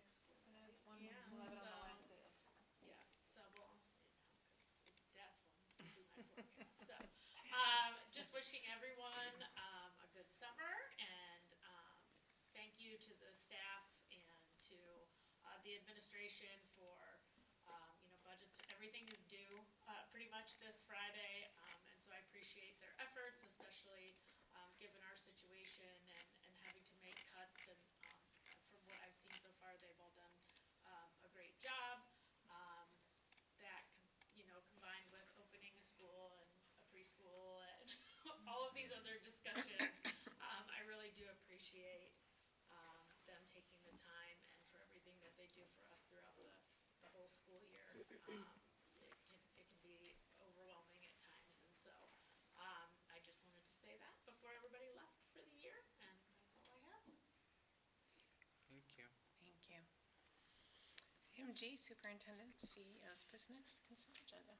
Dr. Salvo. Thank you. Ms. Coco, it's recommended that the Board of Education approves all items listed in the superintendent's consent agenda. So moved. Second. Well, we have a laundry lot. list here, so try to get through. I'm not sure there'll be any, I'll try to go in order here, but I may skip around. So we have a number of personnel items, many of which are routine. You will see a number of transfers, reassignments. You'll see some things relative to summer school. Our structured literacy specialists, we're excited to have those now in place. We have the addition of a library aide now that we will be, moving to one campus. The general leave of absences, we have some resignations and retirements. We have Pamela Hugo, who's a paraprofessional, and Sonia Richmond, who's a cleaner at Price, so we wish them both well and thank them for their service. Many routine one-year items that you'll see there, the one-year limited contracts, the three-year contracts, the stipends these are pretty much all routine that you've seen before, college credit plus that we have to pay our teachers, the stipends for wit and wisdom, those that still needed to be trained, kindergarten readiness assessments, again, a teacher who needed training there, the athletic workers payment schedule, no changes there, non-renewal of contracts, these are always we think that they're, they are routine. Many times does not necessarily mean that we're non-renewing people, it's just, it's a process that we take, that we have to do each year. So that's classified non-union staff, long-term subs, the supplemental contracts, again, routine coaching contracts, the exempt staff member as well. And then we have the resolution implementing a reduction in force with the CFEA. We've worked with them on that, just noting that we'll be doing some reductions, a net of 5 affected people, I believe, and we're still working that through. We have a contract for services for LearnWell. You've seen this before, relative to education for a student that's hospitalized. Service learning agreement for the multi-sensory education. I'm going to come back to that. I'm going to defer to Ms. Siemens, going to talk to you a little bit about that. And actually, why don't we do that now? Why don't you go ahead, Ms. Siemens, if you want to talk about. Yeah, can you speak loudly? I speak loudly. Yeah, there you go. That's the best. Okay. So, the NZ OMG Plus, or OMG, OG Plus. OMG. I should roll right off. OG Plus, OMG. So we are, for the structured literacy specialists,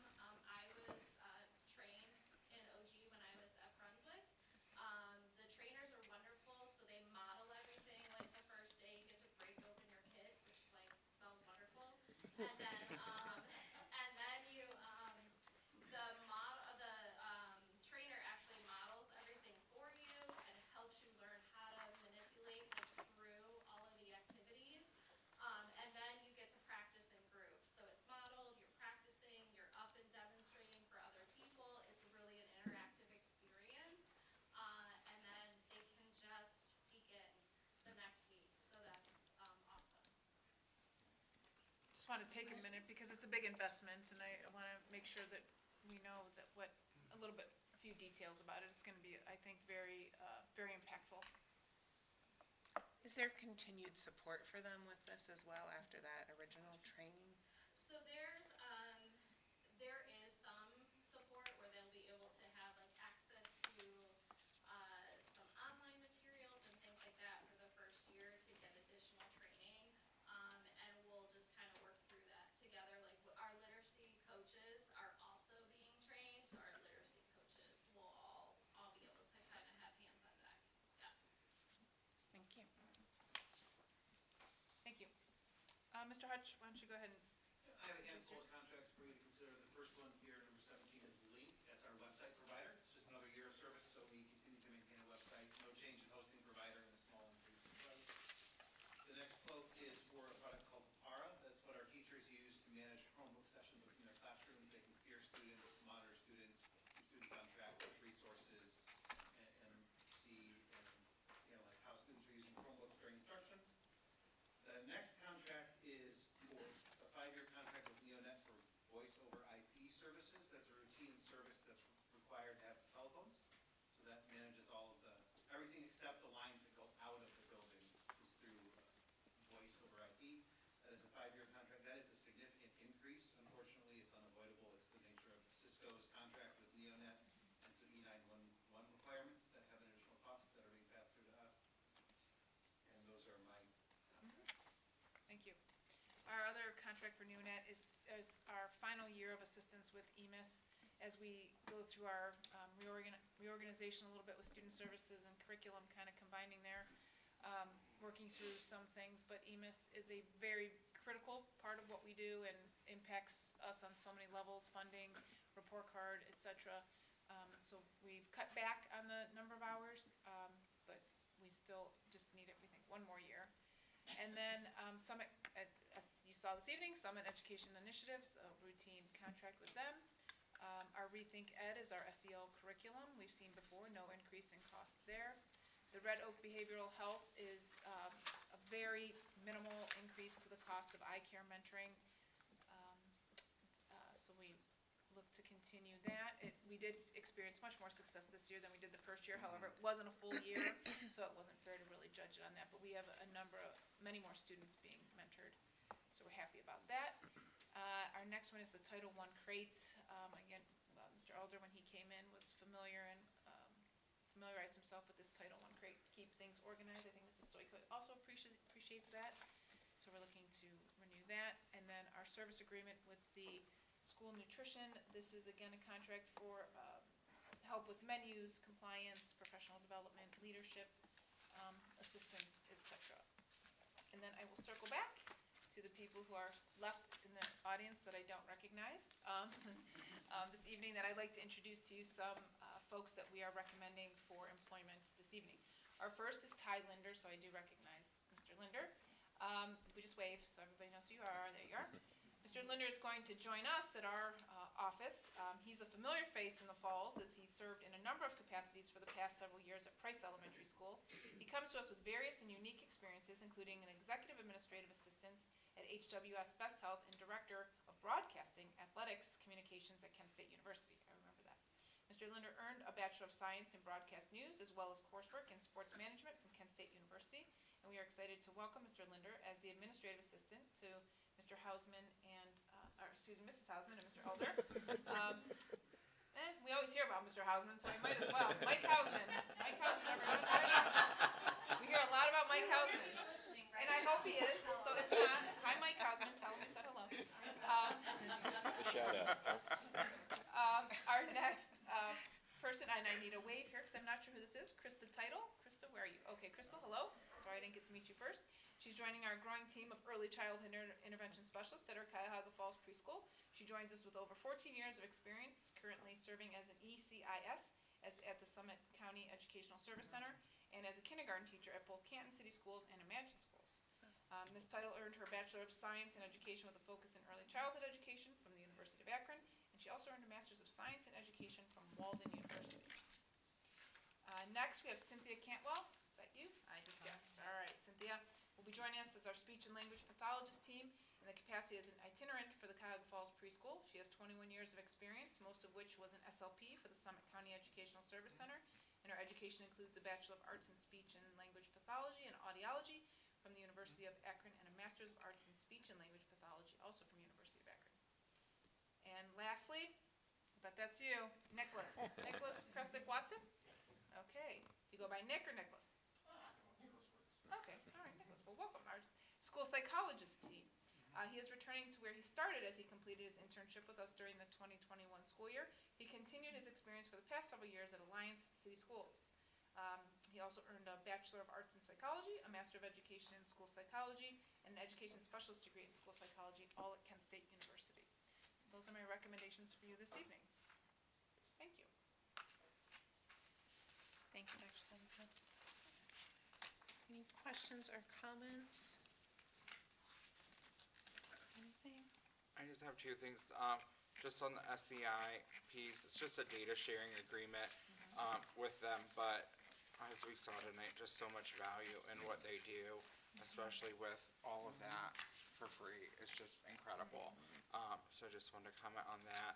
And then just on the reduction in force, it's never fun to vote on those. But I appreciate the work that has gone into this all year. We also got lucky with some people finding jobs elsewhere and resigning that we didn't know, and that helped as well, and a lot of retirements this year. That really helped slim the list as well. But it's never an enjoyable thing to do. But appreciate the work that CFEA and our administrative team did in getting us to this point. And we always are willing to help anyone. I think you know that, whether it's Ms. Bogdan or someone that we may know, if they see an app, place that they'd like to apply or interested in, we certainly try to help people, get jobs, or if there's subbing that's available, like something that we can offer, we will do so. Thank you, Mr. Gomez. I just want to second what Mr. Gomez said with the reduction in force, that it's not something that's ever easy for us up here, and we are, these aren't just numbers on a piece of paper to any of us. They're people that are in our district and have served our district, and we realize that when we make these decisions.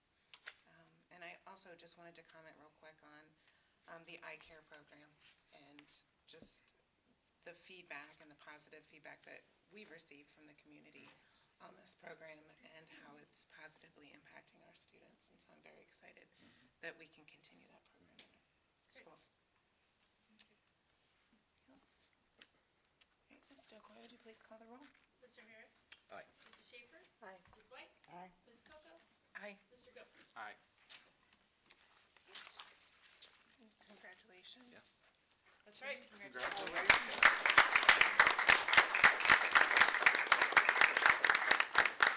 And as a way of celebrating and congratulating you, you all get to come up and say a few remarks. So if you don't mind, if the new folks that are joining us, if you just want to come up to the microphone, just a quick word would be appreciated. Thank you. Mr. Linder's not shy. And he's got that broadcast background. Be comfortable speaking. That'll be short and sweet. I just want to thank one's not here, but I want to thank the special ed for my interview. I have lived in Cuyahoga Falls and Silver Lake my whole life. I just now moved to Macedonia, and everybody's like, why'd you go to Macedonia? Well, I don't know. Maybe it's because I had a feeling that I was going to get a job here, and it's kind of sometimes hard, I think, to live in. I don't know. It might not be, because I have taught in Canton for so long. So I am just honored. I'm on the other side of this time. I have had both of my kids here for the Top Tiger. We have a list of us have gone to Cuyahoga Falls. But again, thank you. I'm excited about this opportunity because I get to teach the littlest black tigers and then to see them grow. Okay. Thank you. Thank you.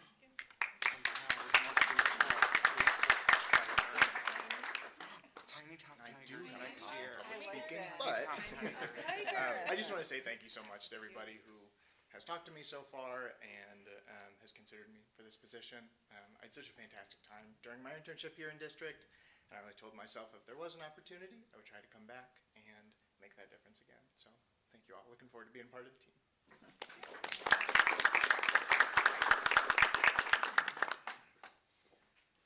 Good evening, everyone. I want to thank Dr. Selico, your staff, and your team for not just tonight, but for the last 4 years. I was fortunate enough to live my dream for 10 years at Kent State. I got paid to watch sporting events. And when that job was taken away due to COVID, I thought I'll never be able to work my dream job again. And that was before I found out about Price Elementary School. I'm not trying to get emotional here, but I thought to myself, I'll substitute there for the rest of the year. That was November, and that was 4 years ago. And it's said in a movie once that once a place touches your heart, the wind never blows so cold again. And I want to thank everybody for kind of adopting me into the district. I'm thrilled I get to stay, and I'll be willing to make that 45-minute drive through the construction every day now. Thank you.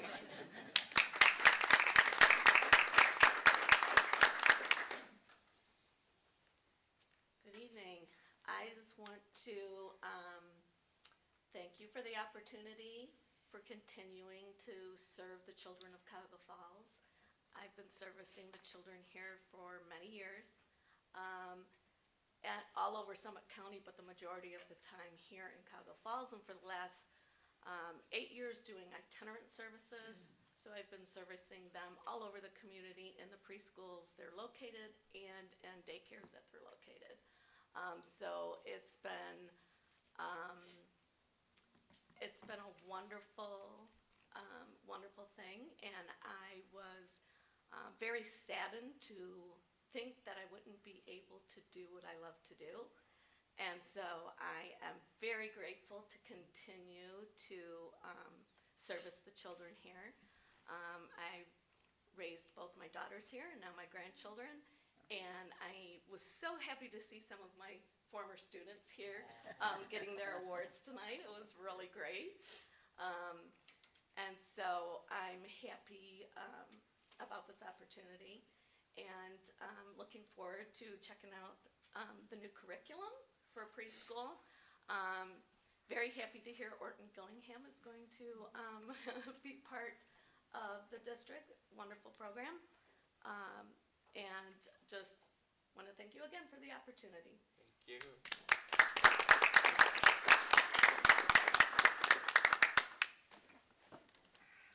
Thank you all so much, and congratulations again, and welcome, and glad you're here. Welcome to the Top Tiger or Black Tiger family. Item H is Superintendent, CEOs of Business, Dr. Selico. Thank you. I just recommend that the Board of Education approves the agreement between the Right Keys to Consulting and the Cuyahoga Falls City School District. So moved. Second. Discussion?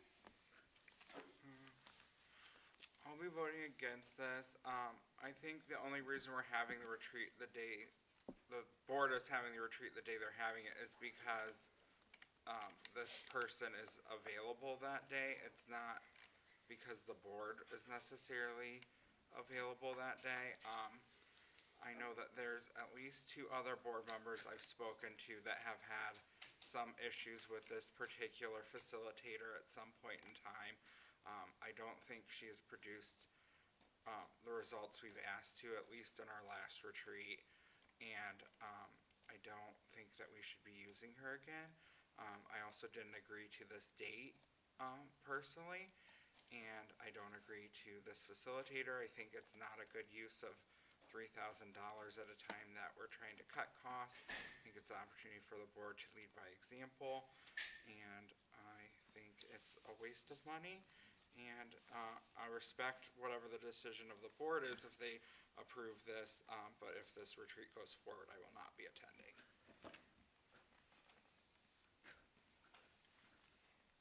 I mean, I don't have much to, I thought all this was already set in stone, and we had it all worked out. I do remember Ms. Coco at least shooting a text or an email to get everything situated, and I know she did have a discussion with me at least about Deborah coming back and helping us out. So I thought all this was already locked down, and we were good to go with all of this. So not sure why things are being thrown off here. Yeah, I would just like to state that his consensus of the board was that everyone, I know, Mr. Gomez, you had expressed your concern about this, right, doing this, Keys doing this, but the consensus of the full board was that everyone was fine with using the same consulting.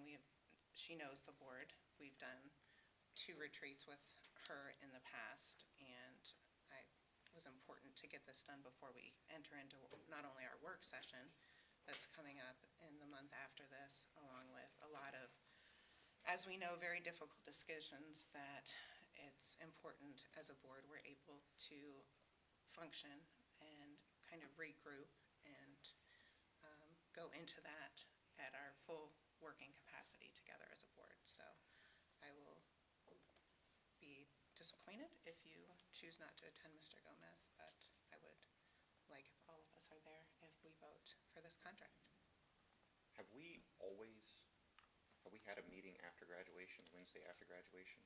Typically, we do have a regular meeting the day after graduation. It just seems like that's how it's always fallen. Yeah. This year, we did not have a regular meeting just because of how the dates fell. So this would be on that day.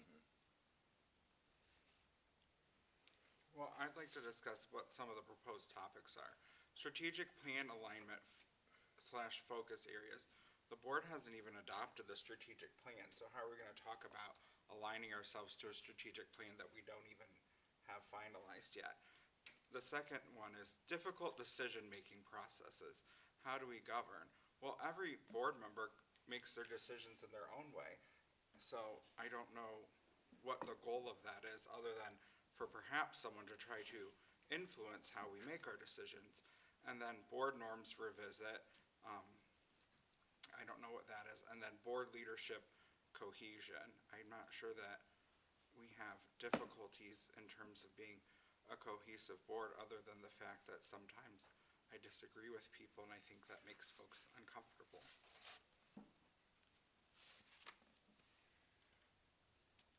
So again, I don't see a value in it, and I won't be attending, and I've made that clear.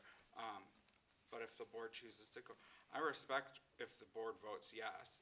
Everybody knows that. I get outvoted sometimes, that's fine. I respect the decisions that the board makes, but I will not be attending.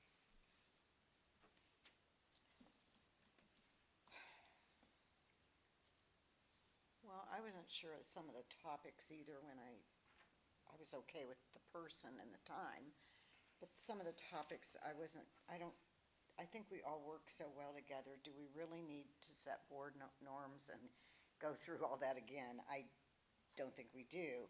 I thought we already did the strategic plan as much as we could.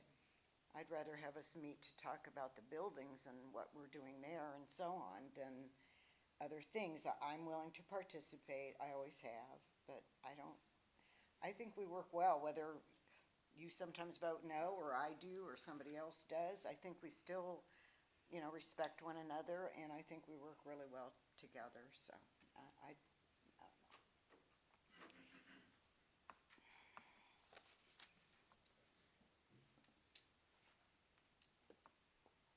Any other discussion? I feel like this is next week. We've kind of verbally discussed this with her already. I feel like if we voted no and said, and canceled, I just looked, the date is May 1st. So I do feel like even though we haven't physically signed the contract, the date is May 1st. I think that would look poorly on us at this point. Would you agree with that? I don't know. The signing of the service agreement, obviously, approving this evening for the retreat is something that we need to do before we were to have the retreat. But yes, going up to this point, along with the discussion and reaching out to everyone on suggestions. I'm sorry, Ms. White, I did not want to disturb you with that with everything that was going on per personally for you. We can, I mean, we could still have we could still add Oh, additional yes, conversations and we can still at have that a time. conversation and with Deborah, and I know that, Ms. Schaefer, you and I spoke about Yeah, something that's we gonna did. be a part of this as well, so, I don't think that that's, you know, that's where we're at right now with this. And as far as, you know, the agenda itself with the board, functions and all of that, I don't think that it hurts, to refocus on that. It's something that's been a part of the past two meetings that we've had, honestly, and it's, something that, a refresher, to come together on that is something that I think is worthwhile as a board to whether we are functioning at full capacity or not, it's a good idea to refresh where we need to be to continue functioning at the highest level we can for this district. And it's part of our development as a board to have retreats and to go to, many of us attended board BLI, Board Leadership Institute a couple weeks ago. You know, as far as the budget's concerned, we have a budget built in. We are always well below that budget. I dare say, I'm looking at Ms. Stokely, but I would say we're probably at least 10% below the budget and spending of what we have budgeted per year for a board, and this would fall under that.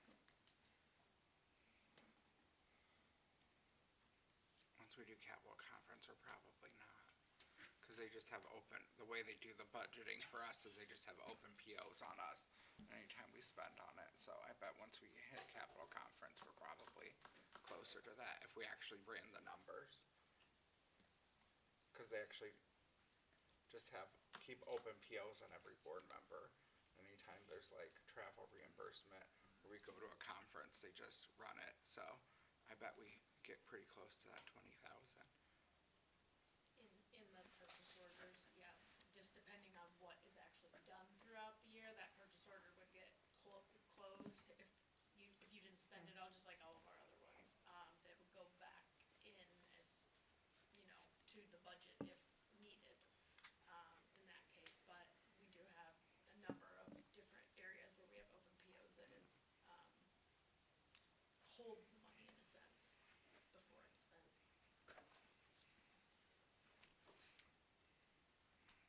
Any more discussion? We ready to call the roll? Ms. Stokely, would you please call the roll? Mrs. Schaefer? Aye. Ms. White? Aye. Ms. Coco? Aye. Mr. Gomez? No. Mr. Harris? Aye. Thank you. Thank you. It is recommended that the Board of Education grants, this is the good news, grants the Cuyahoga Falls City School District high school diplomas to the following students listed there, contingent upon their successful fulfillment of all State of Ohio and Cuyahoga Falls Board of Education adopted requirements. And as a reminder, this is next Tuesday night. So moved. I'll second. Oh, you're too fast. You were fast.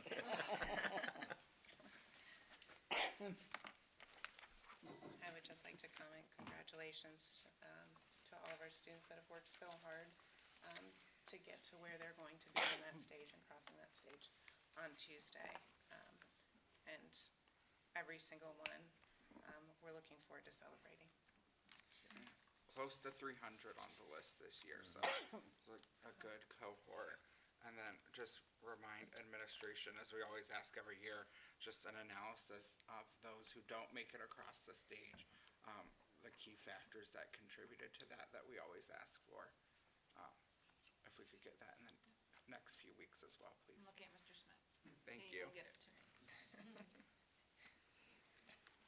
I think it'll probably be data. pretty reflective of the SEI presentation we just got. But since we ask for that every year, I just figured this would be a good And time I'll be to curious to take those ask. students and compare and look back at their Yes. 9th and 10th grade Yeah. scores and attendance. It'll be a case study. All right, we got some summer work, Mr. Smith. Okay, Ms. Stokely, would you please call the roll? Ms. Coco? Aye. Mr. Gomez? Aye. Mr. Harris? Aye. Mrs. Schaefer? Aye. Ms. White? Aye. Thank you. My comment? That's your comment. Okay. Your cue for comments. Thank you. I won't go into in depth because I'm sure sure many of you will mention all the events that have been happening and that we've all been going around to. This is a very busy time of the year. Only thing I will mention is Special Olympics, just because it's one of my favorite days. So really enjoyed that and appreciate the work of Jessica. And the Special Education Department has done a really nice job and kept us all well organized. Cameron loves to promote her and how well she does, so she keeps doing it, I think, each year. He doesn't have to. So appreciate that and all the teachers and staff that really went into, all the work that went into that. As I mentioned, graduation is next week. Looking very much forward to that.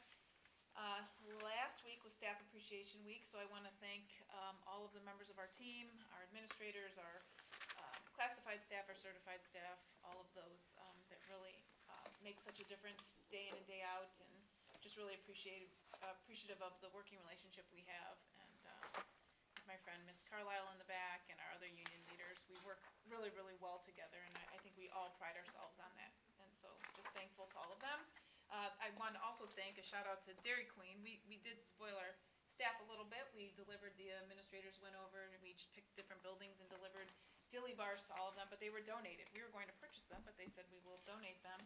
And we also gave out some raffles throughout the week, prizes for members of our staff, lots of social media posts, thanks to Christine for doing that. Dairy Queen has to donate if you ask. It's literally in their typical. I know, but they do go above and beyond what they need to do, but we are appreciative of what they do for us. And then, so that was just a thank you for everyone there. And then our last day of school, as Ms. Stoykoy was kind of mentioning there, will be on the day of our board meeting, next board meeting. I want to mention a couple nuggets of great news. We have very tentative test results back, and we know that these will be massaged and changed, and as they often do. But and Mr. Smith is here to hear this, because sometimes we don't always have good news to report in different areas. And this year, our shining star so far looks like it's going to be the high school, with double-digit improvement growth in all of the 5 areas. Great. Wow.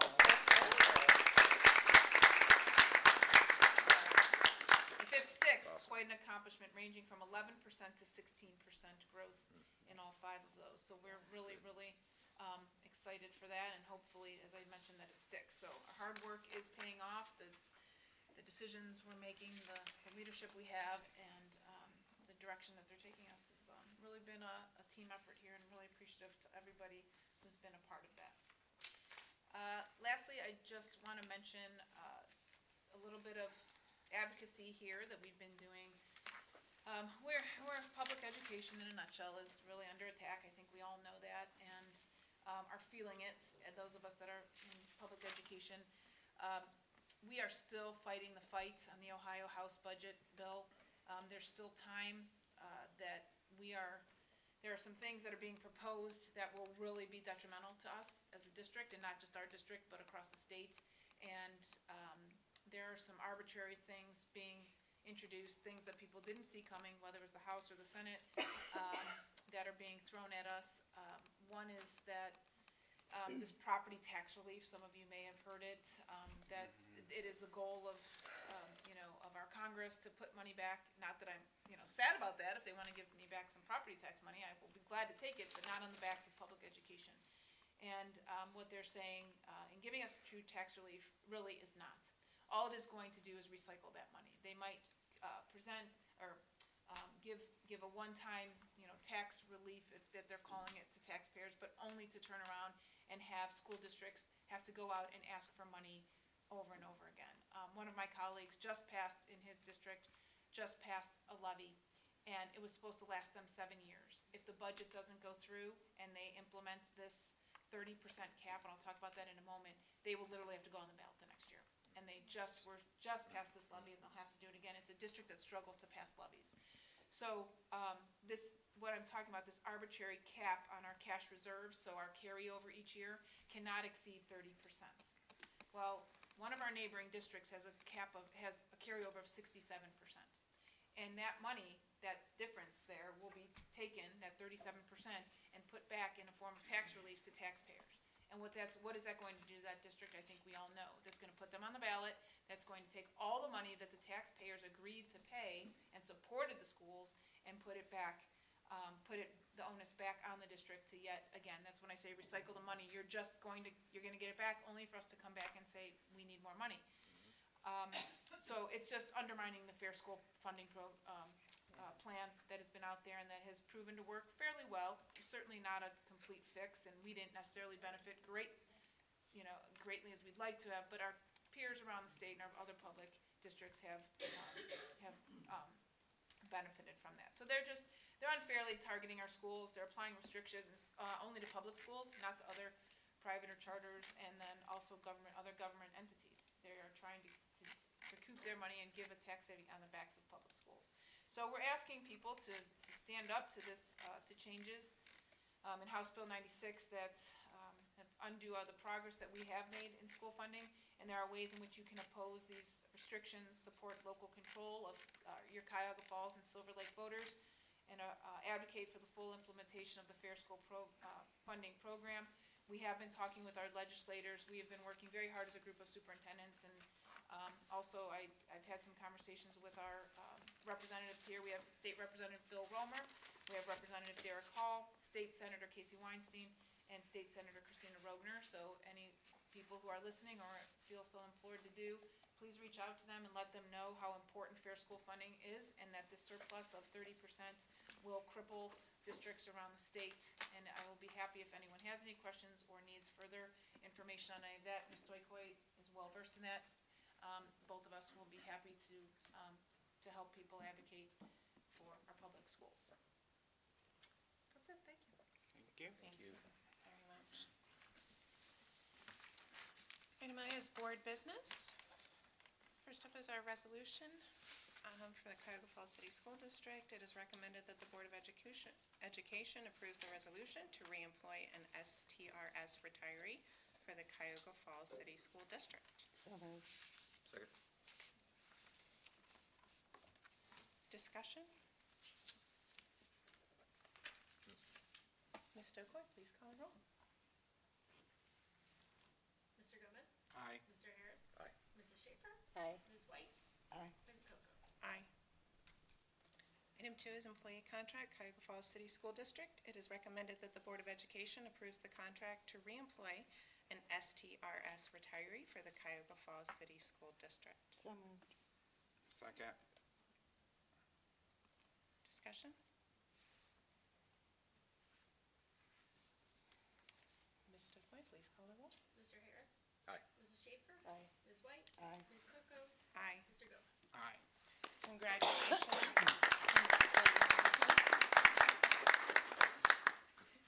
I know you've probably been over there sweating this entire meeting.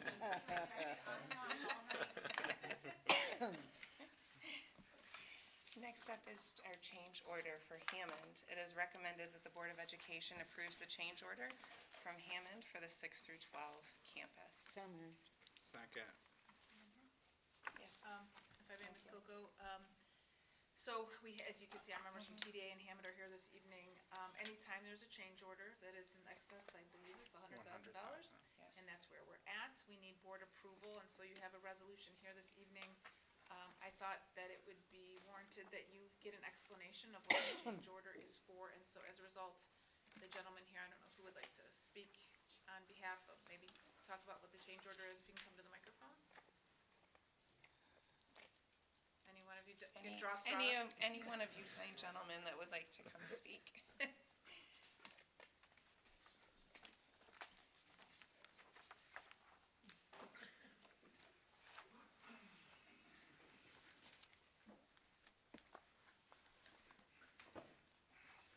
Like you're walking Is the it a plank, slow Lucas. roll? Yeah. Gathering your thoughts as you slowly make your way. Yeah, so, We're always nice to you, Luca. this change order is for the new 6 through 12 school. In the gymnasium, there is, fire dampers are what they're called, and they're connected to the ductwork that, provides air conditioning, heat, and supply for the gymnasium, the middle school gym, and the surrounding locker rooms. A requirement by code is that these units in the supply air ducts are required to have fire dampers which close when it detects a certain amount of heat. Unfortunately, the position we're in right now is that all that ductwork is already installed installation, and we will have to reconnect the units and install the fire dampers currently right now, which reflects in the pricing. Is it correct that it wasn't in the design for the fire dampers to be there? Yes. So I have a question for our TDA person then. Sorry, you have to come up to the microphone or it doesn't And get. this is Lyle. As a Lyle, reminder. yeah.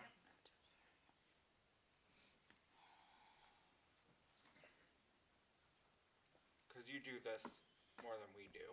You build buildings more than we do. Are there circumstances where you wouldn't need a fire damper in these?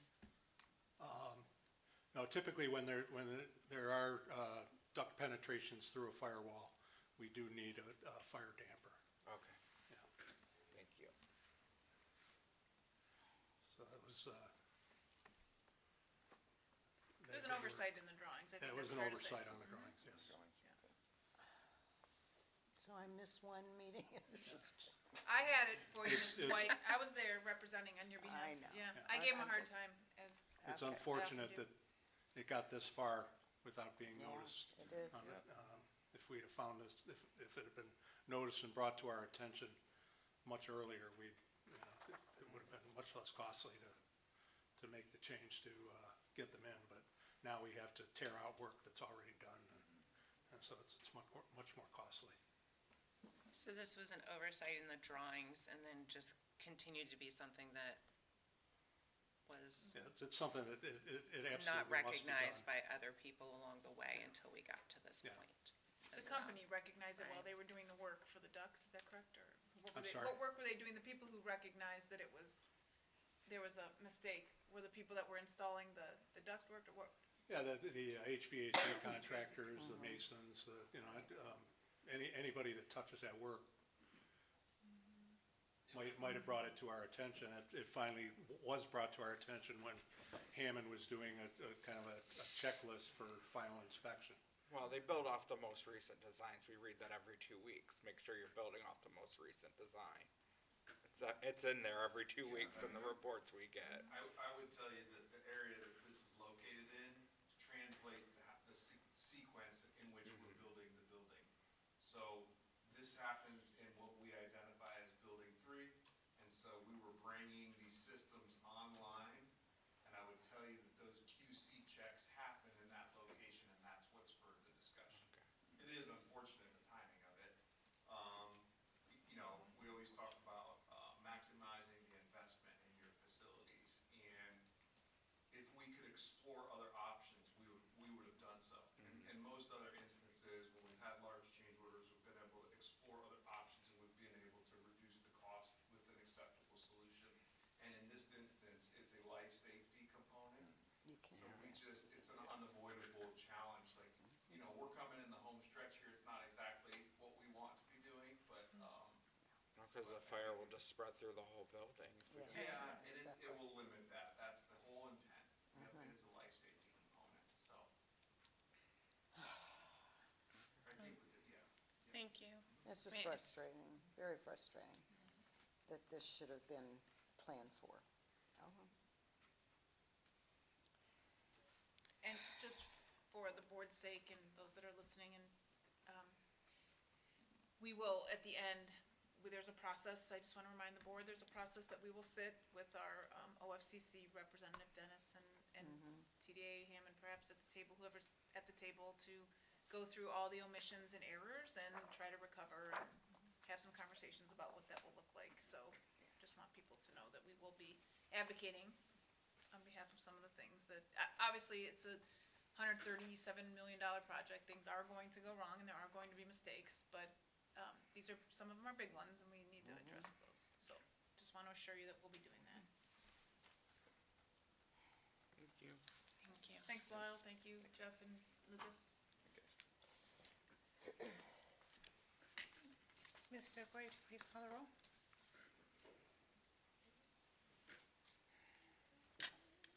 Mrs. Schaefer? Aye. Ms. White? Aye. Ms. Coco? Aye. Mr. Gomez? Aye. Mr. Harris? Aye. Okay. Number 4 is future agenda items.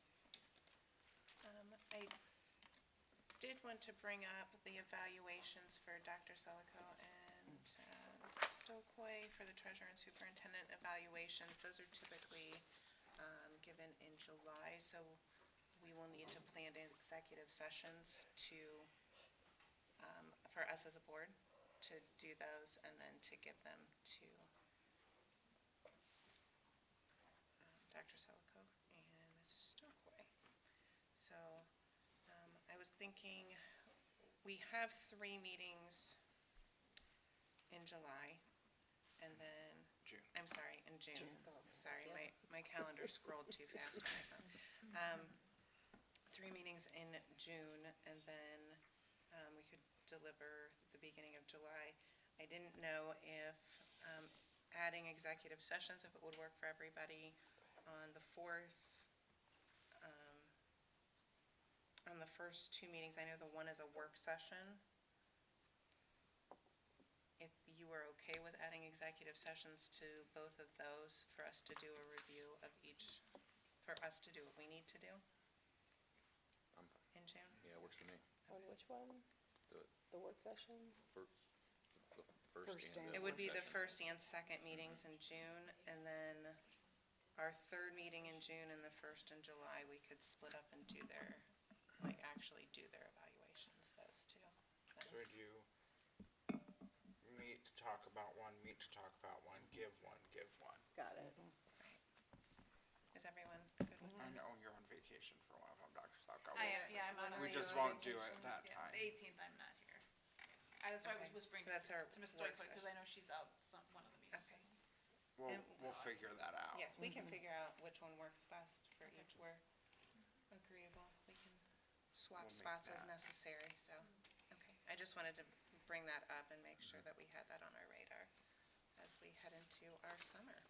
And then, I don't have any for my future agenda items for myself, but just, I know at our next meeting, we have the 6-12 science curriculum presentation, we have the 5-year forecast, and then that's when we will honor our retirees for the year. So just to remember, board members, try and get to the meeting a little bit early, so you can mix and mingle with the retirees as well. And then at our first meeting in June, we're gonna have more of a presentation discussion about the potential for an increase to the meal rates. That was not on what we approved for fees tonight. So at agenda review, we discussed putting that first meeting in June for more of a discussion and presentation on that. Thank you, Mr. Gomez. I'm sorry, when did you say was the retiree recognition? Our next meeting. That'll be on the 28th. Okay, thank you.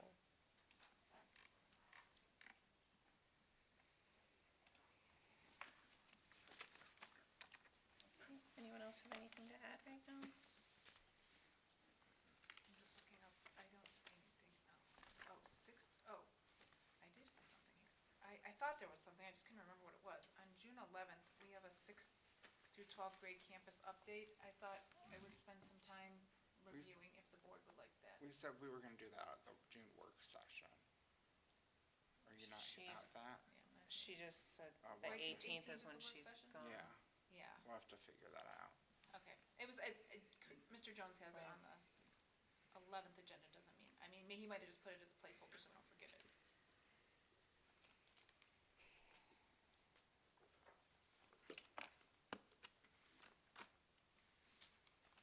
Okay. Brings us to committee reports. Ms. White. Yeah, there was a core meeting on the 8th. I could not attend, but I do have the notes. I mean, I don't know if they send them all to you. No. Yeah, But if No. you ever want them, I can give them to you or, send them forward. I think I can forward my email, but I think so. But real quickly, it's pretty much getting close. The stadium moment slab concrete is going on around the bleachers. Exterior concrete's going on the curbs and sidewalks. The drywall carpentry is continuing. The building 3 lower dining ceiling grid is completed. Building 4 is complete, the grid, and so the drywall's continuing painting is going on there. The media center is complete except for the loadout area. Locker rooms complete, classrooms and locker rooms in the building 3 are ongoing. The high school and auxiliary gyms are nearing completion, and then glazing is continuing on. Be a little more, but mostly around the axis at the main entrance of the building. Roofing's continuing, plumbing's continuing, HVAC, as we know, will continue, and probably, I don't know if they have to take it out and reinstall, and yeah. Okay, and then electrical and technology, they're continuing the light fixtures with the grids, the power in technology closets, the branch circuits, the overhead rough-ins, tech cable pulling, TV mounts, classroom speakers, cameras, and tech closets are ongoing. The late site work on going west of the building, cutting parking lot islands, pouring the curbing, respreading topsoil, football field track curbing is complete, football field is stoned, turf is delivered, and so that just depends on the weather. Specialties, the elevator, it will be delivered on 5/14. Did you say the turf was delivered? It's what it says, turf is delivered. It is, yes. So, It's about to go in about 3 weeks. and it depends on, I guess, the rolling of the track, it depends on the weather, but the turf will go, yeah. So the elevator will be delivered on the 14th today. Stage rigging ongoing in the auditorium. The astronomy dome materials received a safety meeting discussion. The installation took place, and we hope to start the reinforcement. It is a complex installation. The 612 building, Mr. Bugatti received a quote from Midwest Installation Group that are lower than the previous pricing, so he'll continue to look at different vendors. These are the movers to move all the desks and things like that. The auction and removal of items at Bolick, Mr. Begatti's looking for a new auctioneer, and the plan is to set items for auction online starting in November. The stadium scoreboard installation was scheduled for 5/5. This is, they have to kind of get permitting requirements, so it's not quite known when they'll do their installation. Community, the district media video, next video date is 5/9. Cleaning of the floors is taking place on 4/20, well, no, that was in the past, sorry. Deferred building department, so they're kind of contacting Summit County to make sure we get the final certificate of occupancy. TDA, I don't know. So there's lots of things going on. There is, and I don't want to To summarize, I'm no, just thank you, Ms. totally White, for disappointed going with over this. TDA, but whatever. Okay. Yes. Oh, I'm sorry. I am. We laugh I because will- we agree. You're not alone, Mrs. I know. It's just. I will say, well, we go by the 6 through 12 campus almost daily Yeah, that we're yeah. driving by, and It's I getting had a car full of middle schoolers the day that after they put that goalpost up Oh, at the yeah. football Oh, field. yeah. I And saw the picture. the screams that were coming out of all of them when they It's saw exciting. those It's goalposts so go up exciting. was And be really, done soon. really fun. So, Yeah. hurt my ears a little, but it was fun. Okay, Mr. Gomez? Yeah, Athletics and Activity Council did meet. We discussed that, going forward, we'll honor athletes after each season, to try to keep it more defined and make sure we don't miss any athletes. The Black Tiger, Diamond Club, which is the baseball alumni group, raised enough money to create dugouts and at the, baseball fields, which will create greater safety, on the home and visitor side when the pitchers are practicing. Because if you've been to a baseball game, Yeah. you see they just Wow. kind of do it right where everyone's sitting. Yeah. It's not super safe, and cars do get hit and dented. And then Parks and Rec is working on making our baseball and softball fields better. They brought the guy who does the maintenance for the golf course over, and he's doing weed spraying at the softball field and the baseball field as well. So it looks much better, not a dandelion in sight. So much better fields this year. And then after this baseball season, they're gonna do drainage work at the baseball field. They did the drainage work at the softball field. The problem with the softball field, as you know, the baseball field, it's in complete sun all the time. So with the drainage, it'll be in great shape and really dry it out. The softball field, they did the drainage work, but that is in a park area over there at Harrington. And there's a lot of trees and a lot of shade, and so it doesn't dry out just as well. And then the tennis courts, right now the city is saying they did not budget for the tennis court improvements for this year, and they're delaying it till next year. We're gonna do our best to try to get them to change their mind. Thank you. It's disappointing about the tennis courts. Hopefully we can change their mind. Board Policy Committee, Mr. Gomez or Mrs. Schaefer, who would like to give us an update? We met on Monday.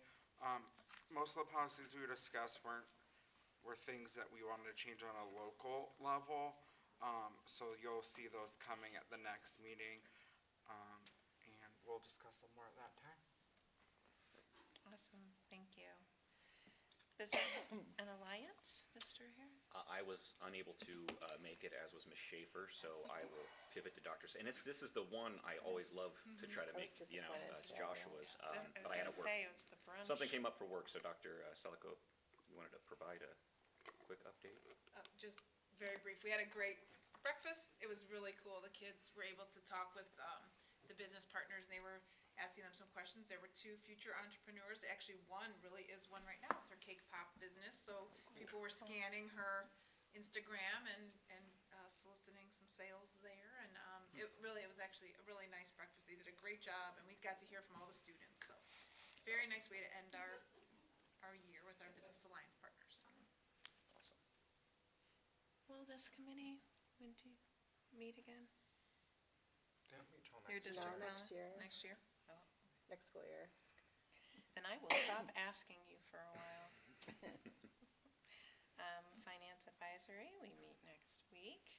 And then Foundation and Alumni Association, we did not have a regular meeting because of the scholarship program that we had last week and honoring the distinguished alumni and giving out the grants. I just wanted to share, it's always a great night to see the students. There were 52 students, and the foundation gave out $143,500 worth of scholarships to our graduating class this year. There were 15 teacher grants awarded, and then the 5 distinguished alumni as well. So again, just thank you to the Alumni Association for everything that they do. And a quote, they always have the distinguished alumni get up and tell a little bit about themselves and give a little speech. And Dr. Richard Rubin was one of the alumni that was honored, and he said, "To make the world a better place is not a job, it's a calling." And I learned that at Cuyahoga Falls High School. And I got out my phone and I typed it out real quick to make sure that I got it exactly as he said, and that stuck with me. So it was a good event. Ms. Coco, Yes. I also attended the event, but I have a question for you. Do they take suggestions for that at all? About how they do that event? I don't know. I haven't been a part of the foundation long enough. I At their kinda next- came in. At the next meeting, they'll discuss how the event went. Can I make a Yes. suggestion and then you could take it back with Just me to go? email it to You her can as email our it rep. to me, and we do have, it's exciting, we have a new trustee that just joined as well, who was Sitting young. next to Kate, you? Yes. She was very enthusiastic. Yes. I love that. And we're actually meeting for coffee next week to That's get to know each fantastic. other a little better, so. Yeah, that's fantastic. Okay, I will But email you please, my suggestions. email suggestions and I will pass them I had some parents talk to me on. afterwards and So, they gave me some suggestions. Yes, please email them along. Perfect. Thank Mr. you. Harris, legislative liaison. Yeah, I don't have much. Dr. Selico, I want to thank you for your your update and for everything your group's doing. That's the biggest piece. I'm having so many conversations with people, having them, just out in the community, regular folks, neighbors, friends, do something. Pick up the phone, send an email, and those folks who are having trouble, if you're listening, you're having trouble finding that information, please reach out to us. We can provide you with some of those contact informations to our representatives. But just real quick, just a quick budget update. I think the Senate Education Committee held some more public testimony today.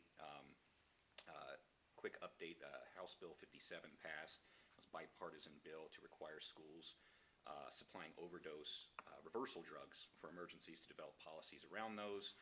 Quick bit, House Bill introduced House Bill 28, eliminate replacement property tax levy authority. House Bill 114, kindergarten admission requirements. This would revise the minimum age requirements for admission to kindergarten. House Bill 106, school safety, panic alerts, and firearm detection. This would establish a pilot grant program for the Department of Public Safety to distribute pilot grants to school districts, community schools, STEM schools, and chartered non-public schools to purchase a wearable panic alert system or other form of panic alert system as you enter the school. House Bill 153, school board elections. This is, I think we all have heard about this. I think I've mentioned this one before. This is putting party affiliation next to school board candidates on the ballot. And then the last one here, Senate Bill 8, and there's so many, and I appreciate Dr. Selico sending this over because it made my job a little easier. Senate Bill 8, prohibit employee compensation, prohibits public employer from providing paid leave or compensation for a public employee to engage in certain union activities. So I will keep everyone posted on the budget, and like I said, anyone listening that needs to get some contact information for our folks down at the State House, reach out to me. I'll get it to you. Thank you, Mr. Harris. And student achievement, do you have anything to Yes, say? I do. Ms. Hausman was nice enough to send me some notes because I could not attend. The DLT presentation delivered data and strategies focused on Ohio's learning standards and student engagement, and a significant portion of the presentation is dedicated to sharing results from the surveys that they conducted in 24-25. So it was basically the survey about how to implement and understand the Ohio learning standards, which focused on teacher clarity and that kind of thing. And they're finally getting into the formative and summative assessments to ensure alignment with the learning goals. They also started transitions to strategies aimed at improving student engagement, which I think is good, and that also emphasizes the importance of teacher clarity and a shared understanding of learning goals, advocating for explicit articulation and frequent referencing of these goals to empower students to monitor their own learning, which I think is so very important. It also connects pacing to learning objectives, I can statements, and success criteria. So this is a yearly and monthly pacing. It's ongoing. They also dealt with team-based time meetings and emphasized collaboration, communication, and the BLTs and so on. So it was a good ending to the year. I think I got everything right. Thank you. Thank you very much.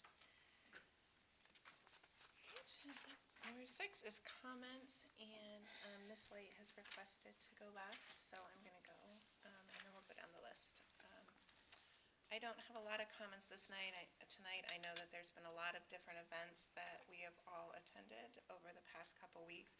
I did want to just give a real quick kudos to Mr. Hutch and Mr. Gesford and Mr. Gomez for their presentation at the Board Leadership Institute on safety that was down in Columbus. They did an amazing job, and I've attended a lot of sessions as a board member over the past 3.5 years, and rarely is there a line of people afterwards to stop and talk to the people that have presented. And it just showed what you all are doing in this district is so important for our kids and our students and our staff and the safety. And it was a wonderfully done presentation, and we are very proud to have you as a part of this district and to be able to showcase that. So thank you very much for that. And looking forward to graduation next week. So, Mr. Gomez. Thank you. I'll run through my list real quick. I attended the art walk, the last Art Sparks of the year, our 612 family meeting on the new building, the Spring Sustainability Expo at the Nat, where our urban agriculture students were passing out their seedlings, the used book sale, and student makerspace at Silver Lake Elementary. What the students made was really impressive, and they were making money too. I got to, on Saturday, the 5th grade was having a car wash at Richardson. They did quite a good job. I visited the warehouse when Mr. Hutch and I were prepping for our presentation. I was impressed with the organization there. And then I attended the Board Leadership Institute and was able to take part in giving that presentation. Thank you. Hey, Mr. Harris. Yeah, congratulations to our final group of top Tigers and to our stock market project winners as well. Real quick as well, attended the art walk. I attended the Military Veterans Appreciation event at the Natatorium, very well put together. I just want to say I got to meet a member of a very rare club, a World War II veteran who I believe is just about to turn 100 years old, I believe he told us. So it's just incredible. I also attended the Earth Day recognition event at the Natatorium where the kids had some artwork they did for Earth Day and received their certificate from the mayor and got to meet city council, stuff like that. Yeah, that's pretty much it. I'm looking forward to graduation next week. Thank you, Mr. Harris. Mrs. Schaefer? I didn't write down the things that I did, so I don't really remember, but they sound very familiar. It's been a lot of things going on at the end of the school Yes. year. But I did want to also touch on BLI and attending the presentation with Mr. Hudge, Mr. Gusford, and Mr. Gomez. And I think I've said this a couple times. You know, I've been privy to the decision-making process and the information that's been presented, you know, step by step of safety and security in our buildings, you know, step by step. But when to hear everything all at one time, it's impressive, and I'm proud to be part of all of this, and it really makes me very thankful to be part of this school district and the things that are happening in our school district, and see what's happening in other school districts and how they're doing, and the questions that they had for you all. It really made me happy to be where we're at, and I'm proud to be a Black Tiger. So that's all I have right now. Thank you, Mrs. Schaefer. Ms. White? I'm gonna try to do this. I'm not sure that I can.